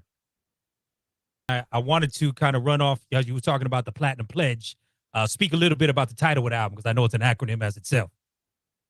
The album is called Loaded, and people be like, "Loaded? What's loaded? Your gun loaded, or you loaded, or what's up?" Loaded means life of a disruptor, evolving daily. You heard me? Because that's what I am. I'm a disruptor, y'all. I come into space and I see like, oh, hold on, bro. What we doing? We could do better, man. Like, what is we doing? And I disrupt the devil's work. I'm real good at disrupting the devil's work. You heard me? So Loaded is life of a disruptor. That's me. Life of a disruptor, evolving daily. Because I'm always evolving and trying to get better. So LOADED. That's what I'm saying. All right, we got somebody new to the call this week. Miss Katiana. Miss Katiana, how you doing? I'm good. It's Katana. My eye is silenced. So okay, it happens. Katana, No worries. But okay. It's Katana Lene from Joy 107.1 right here in Columbus, Ohio. And my question for D1 is being a part of a gospel inspiration station, and you're not afraid to let everybody know that I'm with God and I'm not with y'all. And I can really appreciate that because you don't only just call out the worldly people, but you also call out these people in the church that are out here messing up and spreading lies. So my question for you is, you talked about the late homie, Rich Homie Quan, and his legacy, like your music stays here even after you're gone. What is one thing that your music would like, what was one message that you would like your music to like stand on after you are gone? Yeah, I would always like my music to be the soundtrack that helps connect someone with their God-given purpose in life, you know? Through listening to my lyrics and my stories and my anthems, I just want it to be something that can help connect people with their God-given purpose. Because in life, it's only two options. You either fulfilled your God-given purpose, the purpose God put you down here for, or you didn't. It's only two things. So for me, I care about seeing everybody fulfill their God-given purpose so much that I want my music to help nudge people towards either walking in their purpose, finding their purpose, or if they're already in it, just motivate them to stay on that path in their purpose. So that would be the best use of my music, even after I'm gone.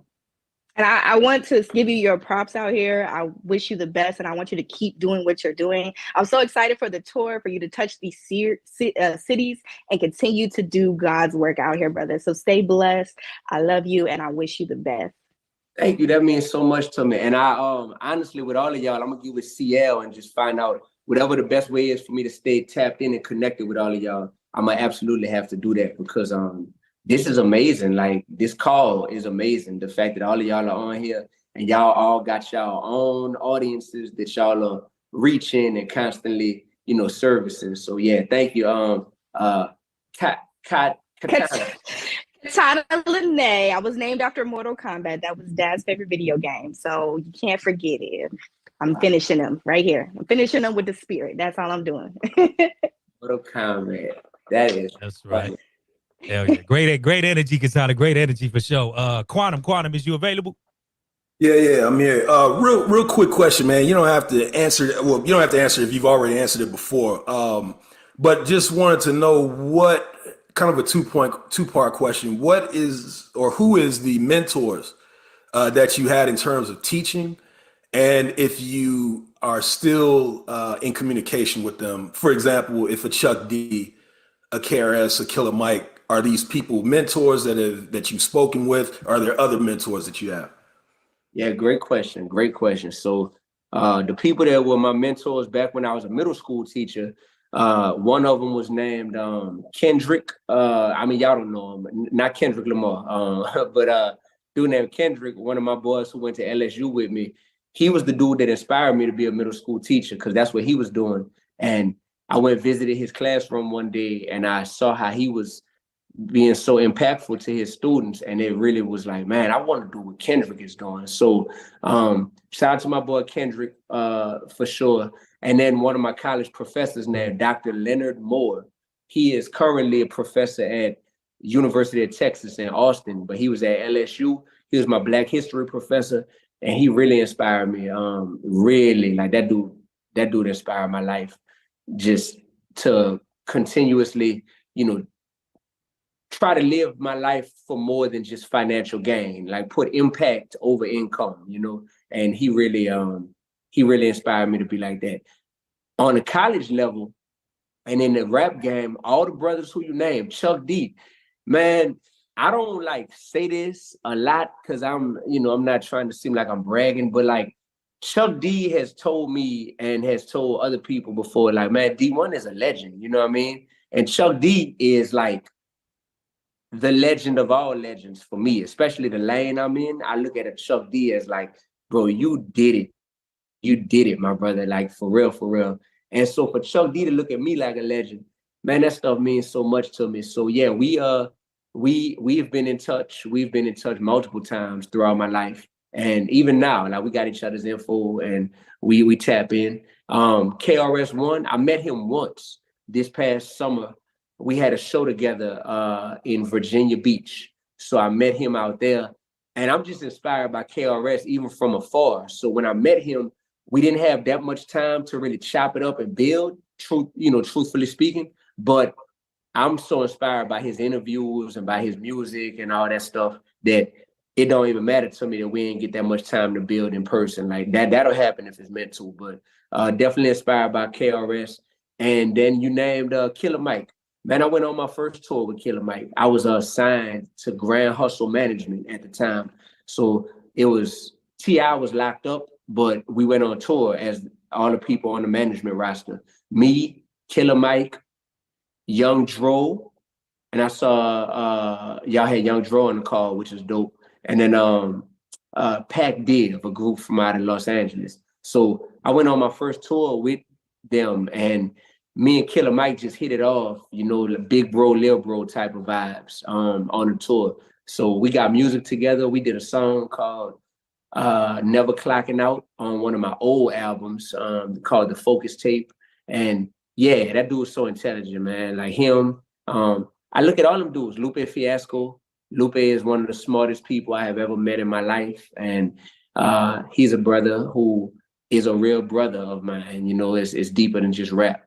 So yeah, man, I'm blessed that they kind of say like birds of a feather gonna flock together. And I think I've just kind of naturally met and kind of like linked up with people who got similar hearts as mine over time, and it's really a blessing.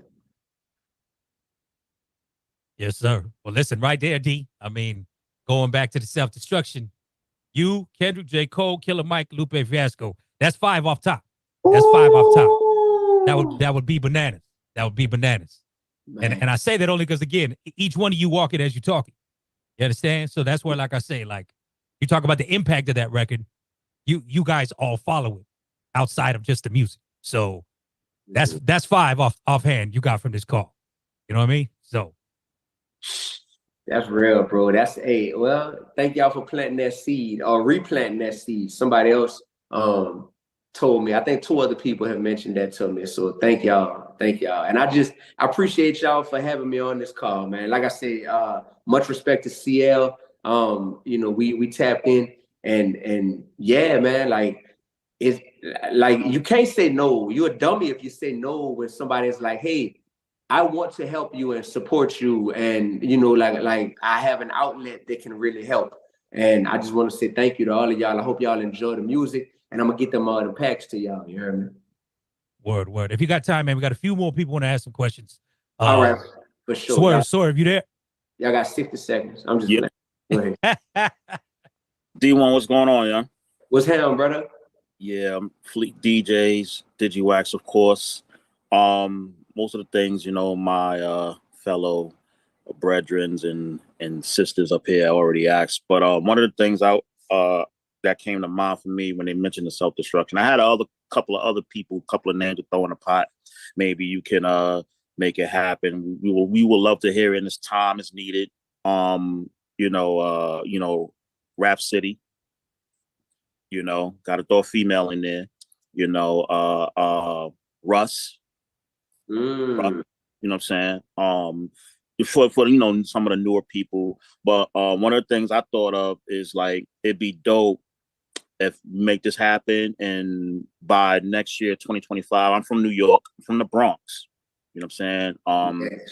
Yes. KRS-One, lived in my area where I'm actually from. So it was great last year. They did last year when they did the concert on my block. You know what I'm saying? So it would be dope if you bring that out when they open up the hip hop museum, and hopefully you will be there in a grand opening or come to, and I would love to meet you in person. Yeah, that'd be fine. And CL is right here. You know what I mean? They call us Batman and Robin because we be running it around in this city. But it'd be dope if you know what I'm saying, you come and dope. It'd be a dope marketing promo as well. You know what I'm saying? Opening around a hip hop museum. I think, the older people, the older brethren and sisters will love it. You know what I'm saying? I know it would be dope. We will all love it. We will all get behind it. We will all support it. So I am a DJ and a producer as well. And I'm also a teacher. I also work with the youth and kids. I just got asked to teach in a Board of Ed, New York City Board of Ed, some production things. So I'm currently going through that right now. So, you know what I'm saying? Love it. And I'm one of the people that told Raymond last week, yo, play that new new D1 joint. You know what I'm saying? I caught wind of it on YouTube. So, we all like to break records up here, play new music, you know what I'm saying, and let everybody hear what's going on. Call it like it is. Yeah. So, that's just some of the things. I'm sure I will bump heads and meet you. And again, if you wanna tap bases with more DJs as well, again, I'm sure you heard of Fleet DJs, a couple of my brethrens up on here, such as Head Rush, Manny Faces. We would love to have you on that platform as well, and keep the message and the word, spread out to the world. All right, and I'll get the information from CL, and we'll make it happen. For sure. And I'm gonna get all of y'all information from whoever, either from Raymond or from CL or somebody. Yeah. So that's cool. We all tapped in, man. You get one of us, you get all of us. That's a bet. Yeah. Well, thank you, brother. That means a lot to me. I look forward to. I did something at the museum, the small one, not the big one that's being built, but the small one. I did something there with Spliff Star, Busta Rhymes dude, and then with Dead Prez. We did something. All three of us did something there a few months back out there in the BX. So yeah, I hope I could be there for the grand opening of the big one. Oh yeah, I pass by it damn near every day when I go to my residency. So it's turning out dope from the outside. I can't wait to see what the inside look like. People are already living in.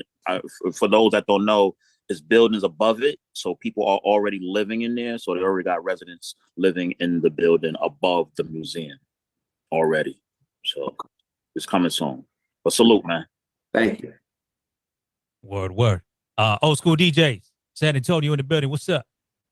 What's good, Digiwaxx family? What's good, D1? Good discovering you. I didn't know you was been in the game for so long, but I'm saluting you to you. You're a wise young man, and let me just say you're a very young man compared to me. So of course, I can say you're a very young man, but you still have that wisdom. You have this look about you. You have this little young look, but you look old and wise at the same time. It's a trip. But my mention was, I put in the comments way earlier in there about that self-destruction collaboration. And I was, instead of making it self-destruction, I was saying make it self-construction, because self-destruction is already like preaching doom and gloom. You speak into existence and these young kids need some positivity spoken to in existence. So speaking to existence that they are headed for self-construction, not headed for self-destruction. Have them head something for something positive, not for something negative. So change the whole narrative from self-destruction to self-construction. Build them up. Build them up from a foundation, and that's what construction is all about. Building from a foundation, build the walls, the windows, the roof, and the decorations. But you have to start from a point. That's all I wanted to come across with that. Bro, that's powerful, bro. That I like that a lot, actually. That's super fire. That's super fire. And what Quantum Leap said, it keeps it from being something already done. Yeah, and it's something clever and new. Now that's absolutely real. That's yeah.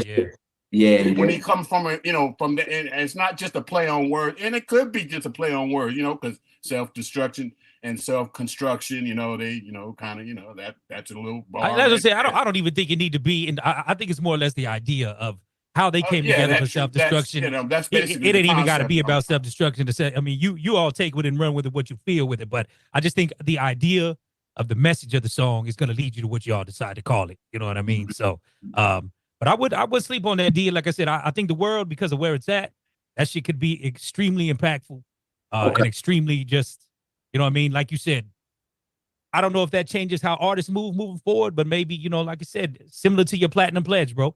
You're going to get more people on deck, the whole nine, So I know we'd love to hear it. I know we would all support it 100%. So for sure.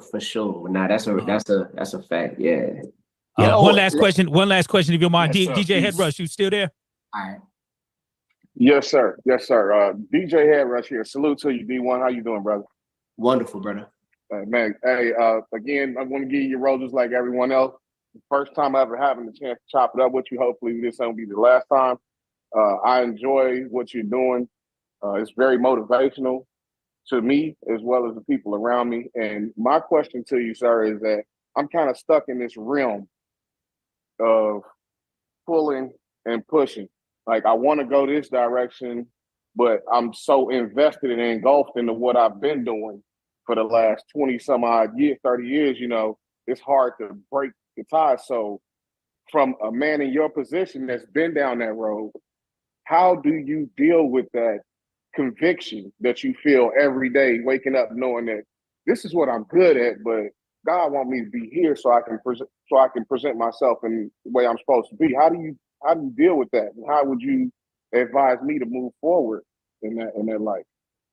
Brother, first of all, let me just thank you, man, for asking what I feel is a super vulnerable, transparent question, bro. It's honestly a genius question, man, because I think you just spoke for a lot of people who are not even on this call, who they wanna switch stuff up or they wanna just grow, but hip hop sometimes don't celebrate people for wanting to grow and change. They'll be like, oh, we want the old version of you. You know what I'm saying?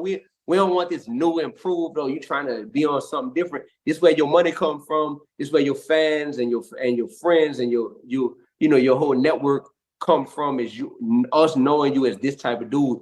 There's a Bible scripture that says, greater is he that's in me than is in the world. You know what I mean? And it basically is saying that like God's presence inside of each of us is greater than our presence or our attachment to what it is that's going on in the world, right? And I think that we oftentimes feel like we are a prisoner to this persona that we created, or we are a prisoner to this lane that we created. Man, it takes a lot of courage in real life to make a pivot, but there are so many people who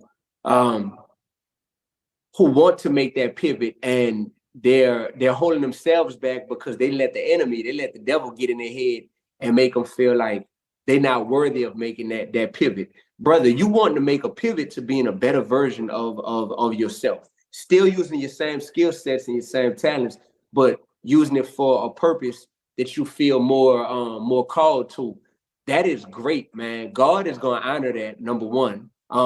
Number two, you know, for some people, it's able to happen overnight, instantly. And they're just like, yo, I'm such a cold turkey type of person. I will drop this in a heartbeat and then just pivot left and do something different. And other people, it's like, yo, I'm more of a, it got to be a subtle shift. You know, it got to be a continuous, consistent shift that I make type of person. I would ask yourself, what does that shift actually look like? Because you got to replace your old ways with new ways. And in terms of if that looks like spinning different music or needing to spin in different venues, because one thing that none of us on this call are going to do, we're not going to overnight change the taste buds of people in certain environments who want to hear what they want to hear. If they keep going to Club Shenanigans the same way they've been going to Club Shenanigans in Baton Rouge for the last 20 years, they going there because they want to hear a certain type of music. So sometimes it's about saying, I got to change my environment, you hear me? Because I could be using the right gift, but for the wrong purpose. And I could be trying to plant seeds, but the soil that I'm planting seeds on, man, that soil is dead. That soil is unhealthy, bro. So ain't nothing gonna grow on that soil. So I would say map it out the same way you would map out wanting to move to a different city or wanting to change jobs or something like that. Really map it out. I had to map out what it was going to look like to quit my job as a middle school teacher to become a full-time rapper. It was like, this is going to be way different, but it's something I know that I want. The fact that you asked me that question, matter of fact, I'm going to screenshot this so I don't forget your name, bro. Because, bro, oh, shoot. Hold on. Dang. How I get back on here? Hold on. See that? There we go. All right. Like, how I do the screenshot? There we go. Bro, I know that there's a lot of people, and I'm friends with a lot of DJs who feel the same way you feel, bro. And if it was a quick, easy 30-second answer I could give, I'd be like, oh, this is what you do right here. But I think that it's a matter of mapping out what that transition looks like and then being committed to that transition over time, because it ain't just a snap of a finger. It could be a snap of a finger thing if you just want to give up something. But if you want to give up something and replace it with an alternative, that takes a little bit of research, that takes real commitment. But the fact that you even asked that question, man, like, bro, it's honestly like a dream come true for me to hear somebody speak to that. And I want to be as much like I'm gonna pray for you tonight, bro. Like I'm gonna like literally keep you in my prayers, because I just know that it's gonna take a lot of people who got the courage that a DJ Head Rush has to say, man, I still want to use my gift. Like I want to be a DJ, I want to be a rapper, I want to be a producer, but I want to use it for a different purpose.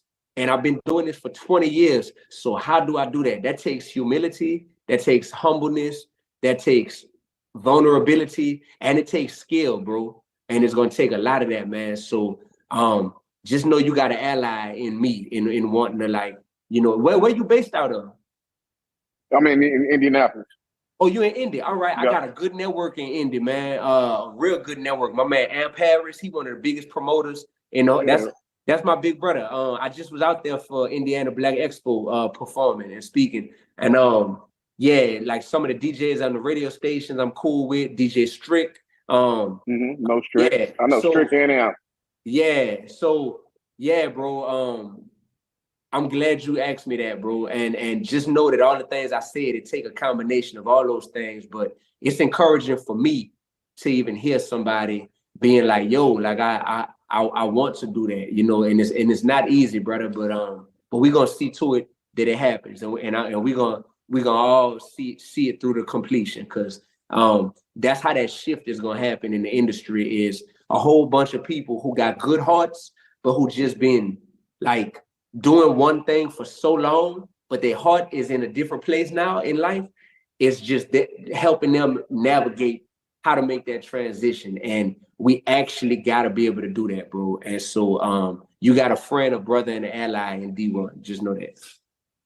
Yes, sir. I appreciate you, brother. And salute to you again. Thank you again for the encouraging words. And I'll be trying to link up with you as soon as possible. Thank y'all. Like I said, a new album that's out is called Loaded. So definitely check that out. Put whoever you can onto that. The single, that I would say the main single, I mean, that You a Star is hard. The one with the Project Pat sample. That You a Star is hard.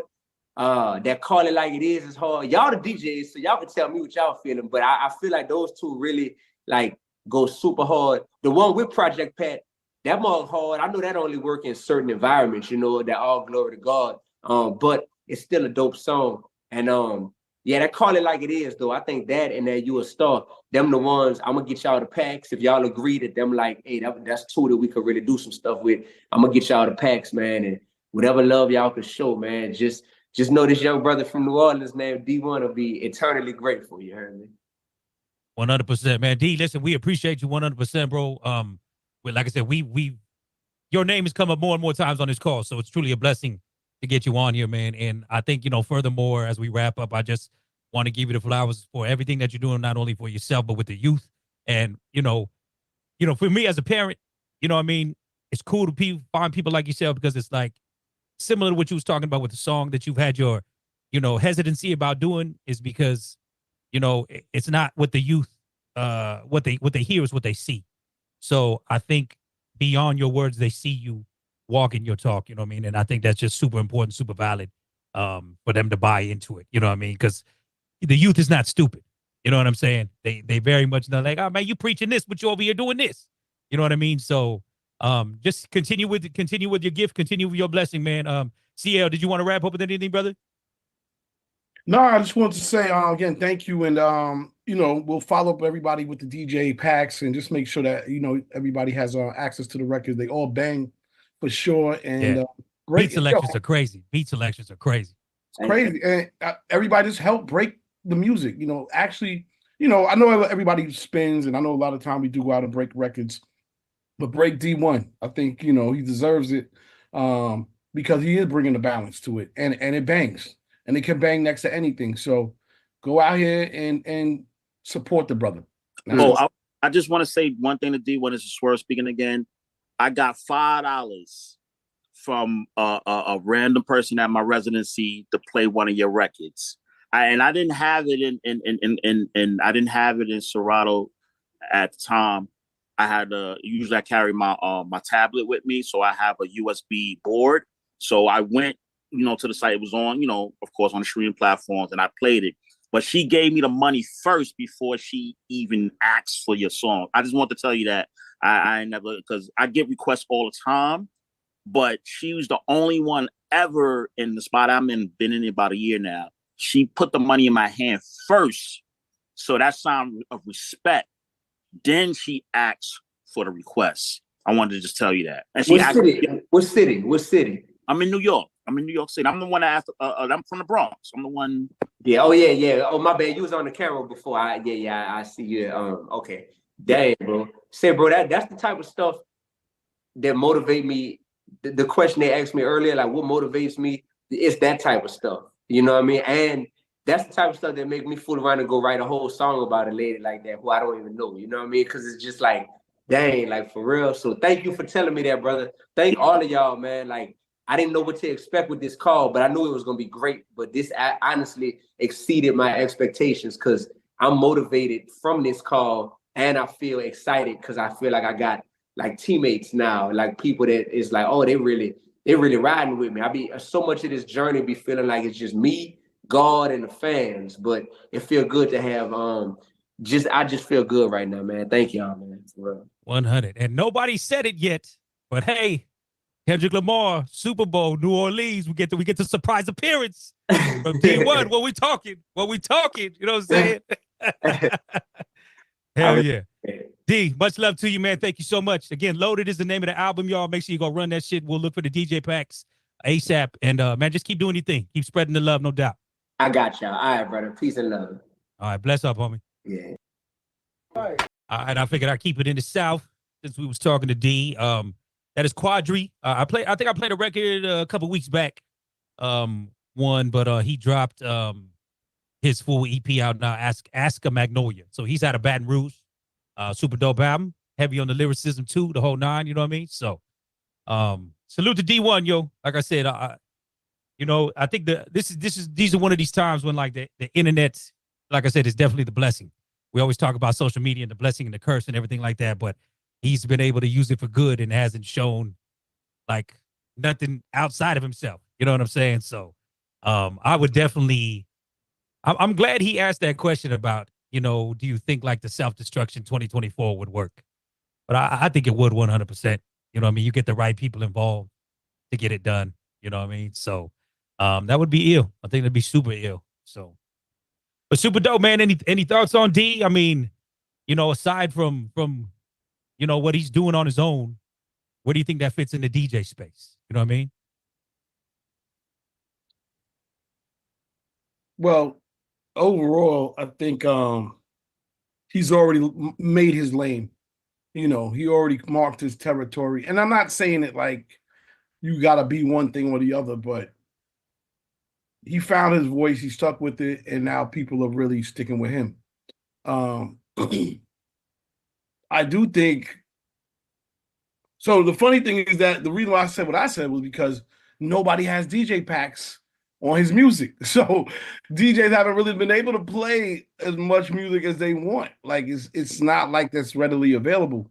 And I think that's because he's had to do it a lot himself, as well as you know, his team is focused on other things and they don't really know. So it's just a lack of that knowledge right there. Yeah, I was gonna say almost similar to Rakim, right? Rakim had said like he wasn't doing the DJ packs because he really didn't think DJs was gonna bump this. Yo, You know? so CL, I seen you did like commercials and like like a promo commercial. I think you or somebody or get somebody need to do like a commercial that needs to be, basically explaining what a DJ pack is and sent to these artists and hopefully they will get these things done. You know what I mean? We all know, Raymond knows, we all know that the streaming platforms, that's just one side of it. You know what I'm saying? That's just one side of it. But, I be having people come to me with their phone and be like Spotify. Like a lady asked me, but I told her no. You know what I'm saying? Because, basically she wanted me to play her daughter's record. I didn't know her name, but and then she's asking, do I have Spotify? I said, first I told her no on everything.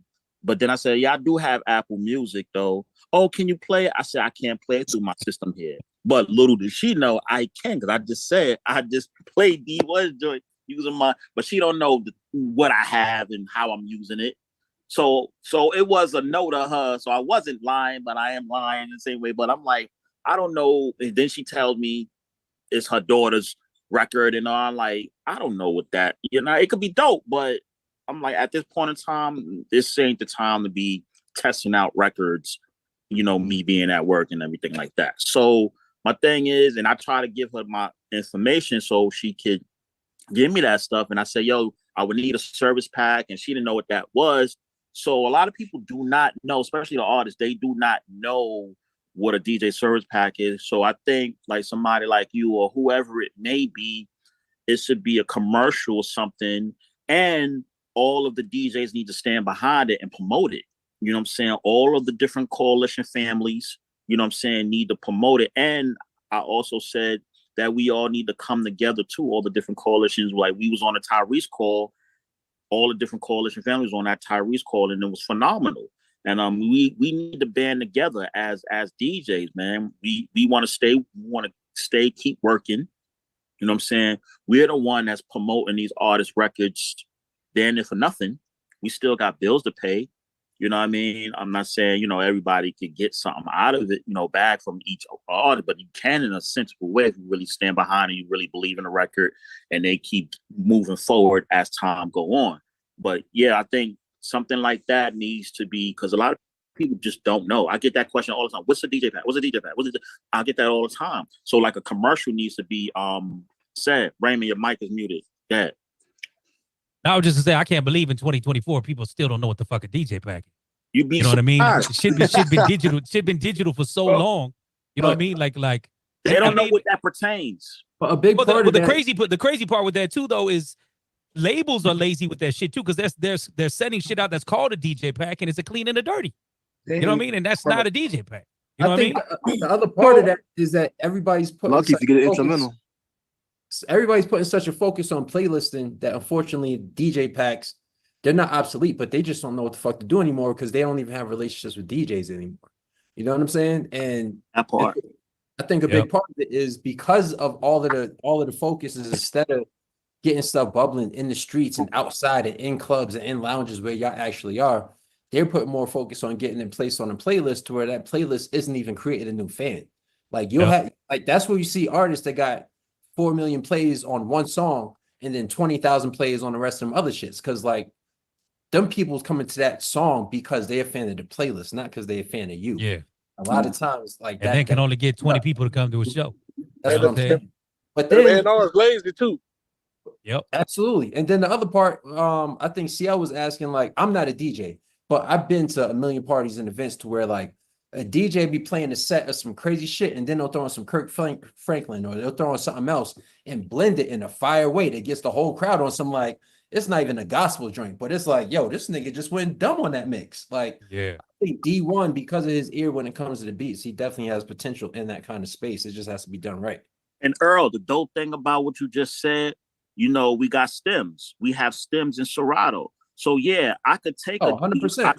Right. So I could take a D1 vocal and mix it over I don't know. I'm just naming whatever. Like Yo, Jay-Z. I didn't heard Kirk Franklin get mixed over the you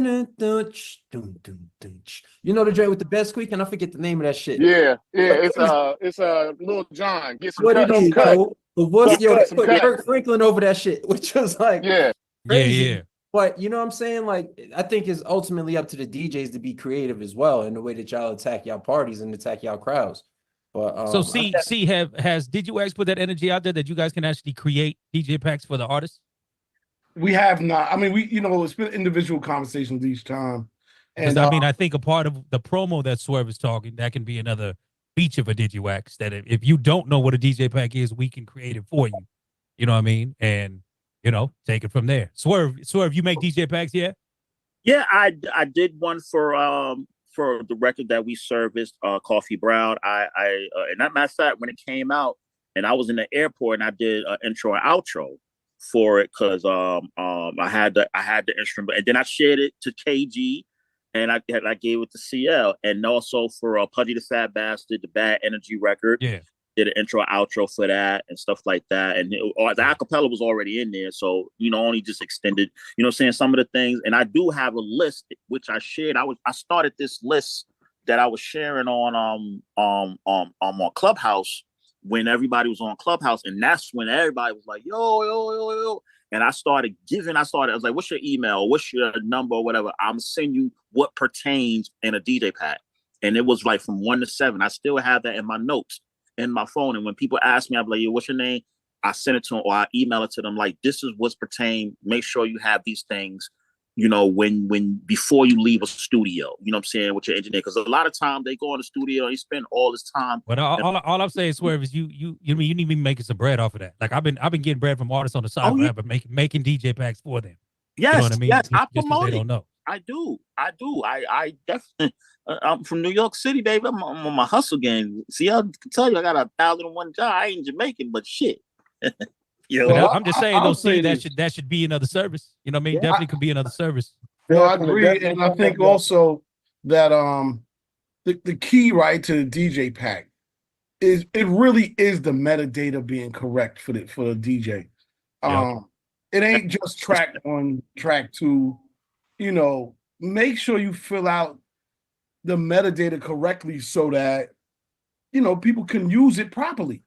That's probably one of my biggest pet peeves when it comes to people's DJ packs or whatever the case is. It's yes, the edits, but you also need to make sure that the track clean is the clean, bruh. You know how many times I done fucked myself at an event, trying to play the clean and it turned out to be dirty. Like, what the hell? The problem when we uploading, as me being one of the uploaders for Digiwaxx, and we get so much music on a daily, you know what I'm saying?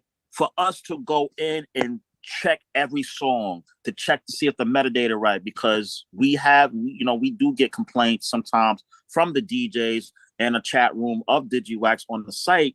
Yo, this song is not properly tagged right, or that clean is actually dirty. and this and they'll blame us. You know what I'm saying? They'll blame us because they, and a lot But of it is our fault, back, though. yeah, we have to go back in. We have to correct things and stuff like that. But we trust in, and I mean, some of the songs are saying, and see, but that's low key part of it though. So it's got to be quality control. You know what I mean? If you go, you know what I mean? It sucks to say because you hope somebody else does their job, but you got to verify their job. But what I'm saying you know is, what I mean? it comes from the label. I'm talking about like if we get a record from Atlantic, Def Jam, we thinking it should be right, but it's not. I'm not even talking about lazy as hell. I'm talking about the majors. Yeah, lazy. Terrible. They're terrible. In a not dissing them, but it's just true. They're just not.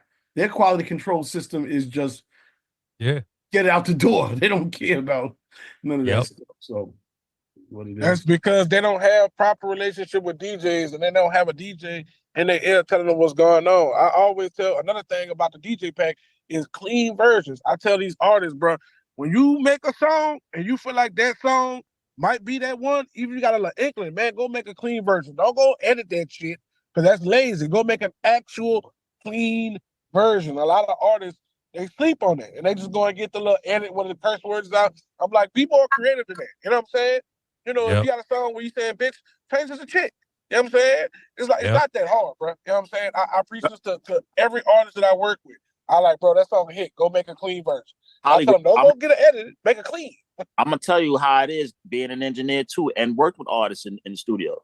They try to get as many songs for the hours that they got the studio time for, so they not really focusing on probably doing a clean. And yeah, you're right. They'll come back later, and if I'm the person they dealt with, I don't complain because guess what? You're spending more money again with me sitting there just cleaning the joint, and they be like, yeah, I need these songs clean. I'm gonna take my time, go through it properly, and clean the joint and get paid. I'm like, y'all wasting money when y'all could just work on these songs and then try to get the clean and hopefully if you have an engineer that's knowledgeable enough, he'd be like, yo, you should do the clean. Well, yeah, I can mute all of the vocals out. Boom, you got an instrumental. I can mute the beat out. Boom, you got your acapella, and then put it all in one folder. You know what I'm saying? And usually the engineer should or could make the metadata right. You know what I'm saying? Once he bounced the files, once he bounced each joint MP3 or make the wave or whatever, usually, but that's not sometimes always the case because it's time management. And sometimes the artist and the communication with the artist and the engineer, and maybe the artist doesn't know, or even the producer or whoever in the studio don't tell them, so they don't know the proper process and doing this and doing that. So it's a lot of the communication and knowledge is not being said and told. But again, as a commercial is being done on it, yes, CL, it's another revenue. It's another revenue way where the phone will be ringing off the hook. And we always talking about how can we make more money all the time. So yeah. I just think too, like similar to the earlier conversation we had, everything is knowledge, man. We owe it to the next generation to stress these points. I mean, again, you talk to a lot of young artists, they don't even understand the fucking original elements of hip hop, with knowledge being one of them. You know what I mean? So it's our job with our length of time in the game. Just as we were saying earlier, you know what I mean? If someone gave us $100,000 today, us at our stage in our life, we gonna make that shit work. You know what I'm saying? But again, to a 22-year-old, we could give them all the game, they choose to do whatever. But point being is like, especially for you, Swerve, if you're an engineer, you're saying, look, this has to be done. Otherwise, don't waste my time. You know what I mean? And if they're paying for services already, get them right. You know what I mean? Go ahead, Head Rush, my bad. Oh no, you good, bro. I was just gonna say at some point, with all us giving out all this knowledge, we got to hold the artists accountable for what they don't act 100%. On. Like you can give somebody a book full of knowledge, and then they still turn out stupid. You know what I'm saying? That's just like my pastor said all the time. People come to church every Sunday, ain't going to heaven. You know what I'm saying? So you can have all the ammo in your toolbox, but if you ain't using it properly, then who do we blame? The person that made the tool or the person that's not using the tool? You know what I'm saying? So at some point, the artist got to be held accountable for not knowing what a DJ pack is. So at some point, the artist got to be held accountable for not knowing how to use the studio software to edit and clean up their music too. Because here's another thing. If I'm an artist and I'm coming to the studio and as you know, come on now, my DJ say I'm gonna need a clean record. Well, I'm not leaving the studio without a clean record. And if I'm sitting on these calls like a lot of artists are doing amongst DJs, and they hear this all the time, and then they don't come back with a DJ pack on their next single, then they not using the tools in their tool belt. They basically just the information is falling on deaf ears. So at some point, the artists got to hold themselves accountable for not knowing what they're supposed to be asking for when they go in the studio. It's not the producer's job to tell them what they're supposed to do. You know, and sometimes it could, if you're a nice enough producer, you can be like, hey, you should probably make a clean record instead of making all dirty records. But, you know, where does a producer draw that line? Like Swerve said, if you're going to continue to come back and put extra $200-300 in my pocket every other week or every paycheck, I'm not going to stop you. You know what I'm saying? So I'll argue with that. Artists will look at a producer and be like, oh, he took my money and he knew he should have did. No, he didn't take your money. He did what he was supposed to do. He was a producer. He's supposed to produce. He's not your financial advisor. Yeah. You see what I'm saying? Yeah, so, yeah. So I'm sure y'all would do the same if y'all was in the chair in the studio, and you know, you be like, well, tonight that's just like if Big Red is a barber, you go to Big Red and talk about some, let me get a fade, but I don't need a lineup. You gonna be back for a lineup. I don't know. My bad, so you go ahead. Oh, that's my bad. Am I not on mute? My bad, y'all. Yeah, no, you was good. You was good. Yeah, It was showing up in the background. But, we heard you fart and all that, man. You mad? But no, just to top it off, if y'all really want somebody to do a video for the DJ pack, man, I'll make a video and send it over to you in the morning, and you can edit it how you want to and do whatever you're gonna do with it. Yeah, but I mean, like, I mean, this is like, it should be something like a nationwide for like especially like all the different record pools, all the DJ positions. Is something that like I'm sure we all gonna stand behind it, of course, but it's something that we all gotta push. You know what I'm saying? So whether it's, you know, one of us or somebody bigger than us that will give that. I'm sure. I'm just throw this out there. I'm sure. Let's say if DJ Khaled was to do that commercial, everybody will listen. Everybody will listen. Right. You'll have your door getting tore down at 2:00 in the morning. Talk about some Khaled just said I need a DJ pack, but you said I told you to get one 2 months ago. You still ain't came by, but Khaled said now you here. Like, man, that's just like I be telling artists get them in-ear monitor sets when they, you know, live performing artists. If you got money for that, get you some in-ear monitors. Get you your own microphone. Show up like you know what you're doing. Because then when you get in here talking about the DJ sound ain't right. No, your track is trash. It's straight karaoke. You ain't got no show track, and then you ain't got no in-ear monitors, so you can't hear me from across the room. Sound travels, you know?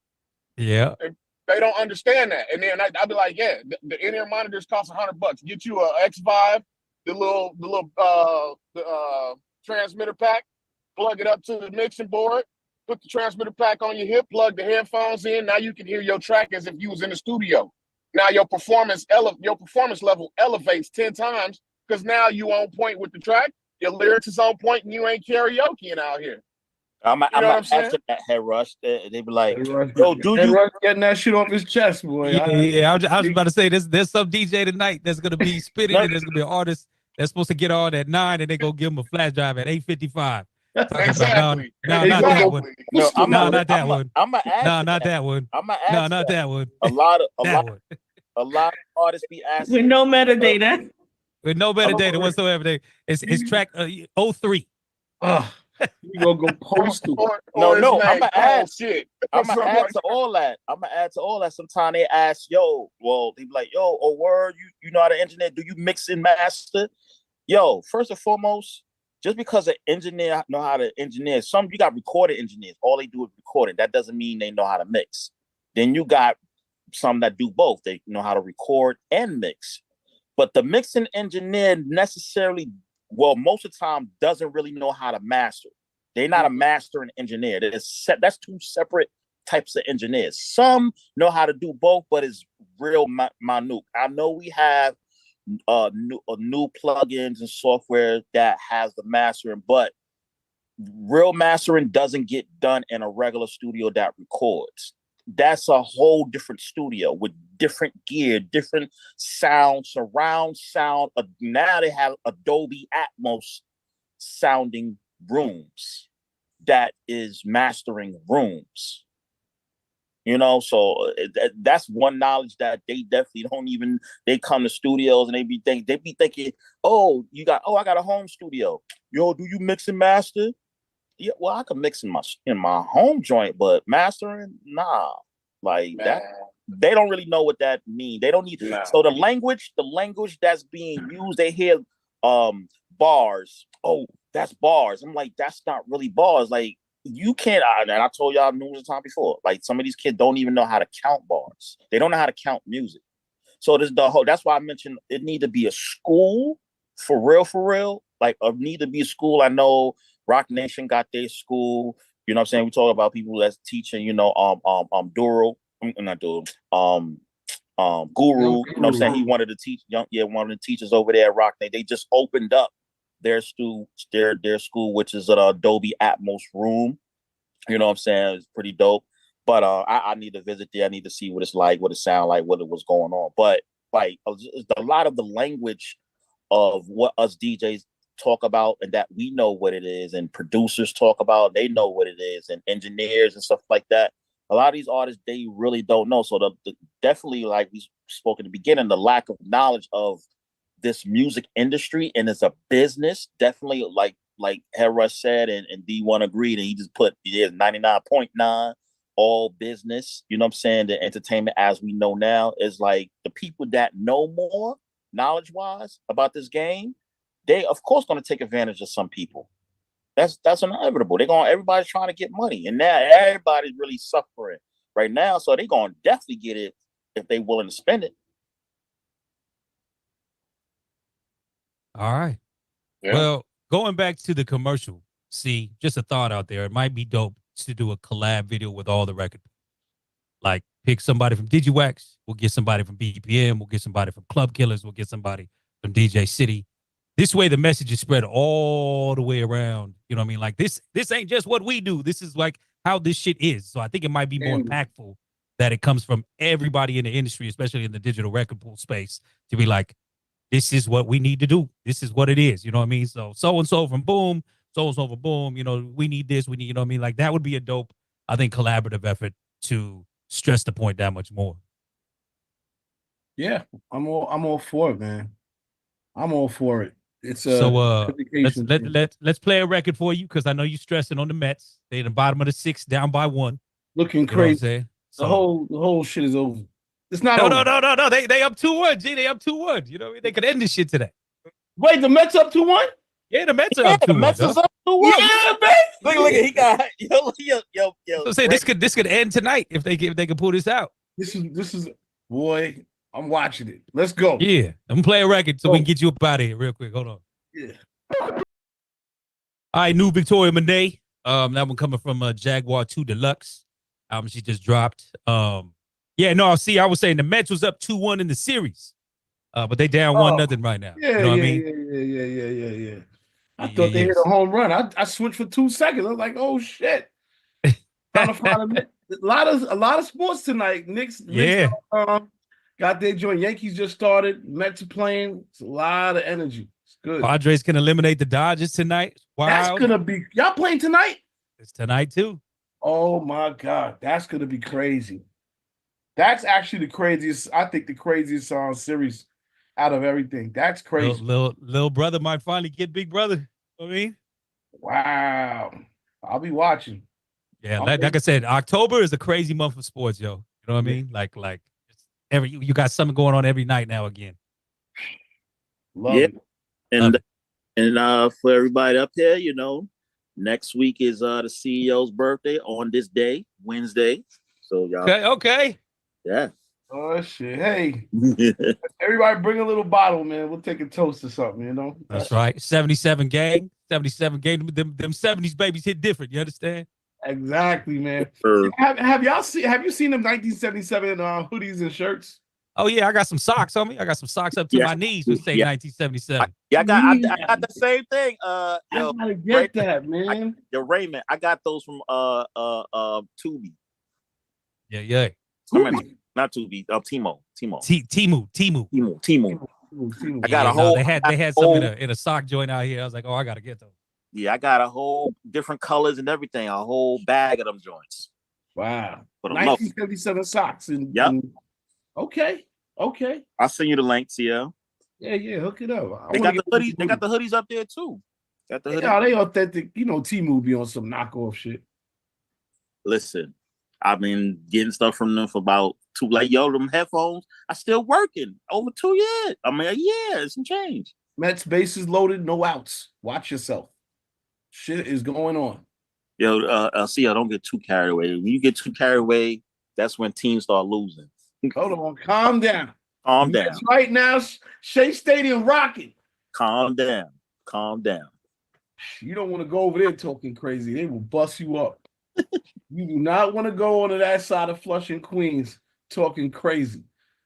You know, Mets fans is definitely they definitely are not like Yankee fans. They don't get here all the time. So, anyway, I thought it was a great day, man. Great day, man. Like I said, love the D. I love when we get this energy from artists, man. You know what I'm saying? That actually got something to say. I mean, I love the fact this dude's a teacher. You know what I mean? Like, and just like I said, man, idea, just walk it as he talks it. You know what I mean? A lot of y'all better clip this joint up because there's a lot of gems, clip worthy stuff. Man. Yeah, it's a lot of clip worthy stuff. So chop it up. The stuff that he's saying, use that on a platform ASAP. Like it's a lot. It's a lot of gems. I was just thinking all the stuff he was talking about. I was thinking about. Oh, you clip this, use that, clip that, use that, clip that, use that. Yep. Yeah, you're right. October London is from South Bend, Indiana. From where? Just wanted to throw that out there, man. You from South Bend? Is from South Bend. He had a Breakfast Club interview this morning. I watched it, and I didn't even know. I'm like, I'm just a fan of Bro's music. He was like, yeah, I'm from South Bend, Indiana. I'm like, oh, Indiana on the map again. And he claiming it, though. He claiming it. He still live there, too. Okay. Yeah. Yeah, he got his new album dropping Friday, y'all. So definitely y'all make sure you tap in, check that out. Signed to Snoop's Death Row. On some real shit. Like, that's what's dope about it. Yep. Snoop was A&R and good shit. Yeah, well, this the crazy thing. He got it on from his friend knowing Jazzy Faye. And Jazzy Faye said he was going to work with a big name artist that he didn't want to disclose at the time. And he would get back up with him and then they'd talk business. Well, when Jazzy Faye called him back like a month, 2 months later, he had Snoop on the line. And that was 2016. So bro been sitting over there in Snoop's compound for damn near 7 years. Wow. Dope. Word. Another good call, y'all. What do you want to wrap it up, C? Yeah, man. I think it's a wrap, man. I'm gonna go get into this game. I mean, if Cats want to stay on, it's all good, but I want to watch a little baseball. I think we had a good call, man. You know, D1 originally was like, oh, I'll do like 45 minutes. And he stayed on for 2 hours, man. Something about what we do, man. It amazes me every single time. Never forget when the Isley Brothers. Ain't no bullshit. Ain't no bullshit. I'll never forget when the Isley Brothers stayed on here. I mean, they don't even do videos, sit down, none of that. For as long as they stayed on here with us. Yeah, we had Jermaine Dupri on about 3 hours there, man. Yeah, it be like that. People get Redman. LL opened up like a book. Yeah, Sierra was on. Sierra was on. Well, that's our biggest viral for people stealing content. But yeah. Oh no, they remember I sent y'all the content they stole of LL. That's good. Listen. Who stole it? Who? I sent it to y'all in the chat. A lot of people. They got a bunch. Hey, bro, it's a whole page on YouTube dedicated to LL Cool J, and 80% of the content is from that call. Yeah. Bro, it's crazy. Yeah. Speaking of Redman, Muddy Waters 2, he dropping. So look out for that. He's definitely gonna come back on the platform. He one of my friends who's actually been on his call, produced an album. So it's gonna be that. Like I could tell you that he's gonna be back on, and he'll be bugged out. I need a credit. I said that I'll be good between Busta and Redman, but I I know I could get closer to Redman than Busta, because other circles, but I definitely need in on that. But I just thought of an idea. Next time we have Big Raymond, you got the Digiwaxx drops? Yes. I don't know what board you're using, but I would say to kind of, because I know people be trying to take the logo off if we tag it, but they can't take that audio behind. I know we got stems, but they ain't taking out. If you have it lightly in the back, Digiwaxx. Yeah. Maybe like do it like every like 2 minutes or something like that, huh? Just have it in the background, real subtle. Digiwaxx. Yeah, that's actually kind of ill. Yeah. I mean, I have my broadcast. Yeah, I could do it too when I'm on, but I'm not always on that. But lightly, subtly in the back, so when they talk in, they be like Digiwaxx. They can't take it. So if people be like, "Yo, wait a minute." Nah, I know they got that from Digiwaxx. I know they could probably take the logo we put in the corner. They could try to, whatever on that. But audio wise, if they talking like this, even well.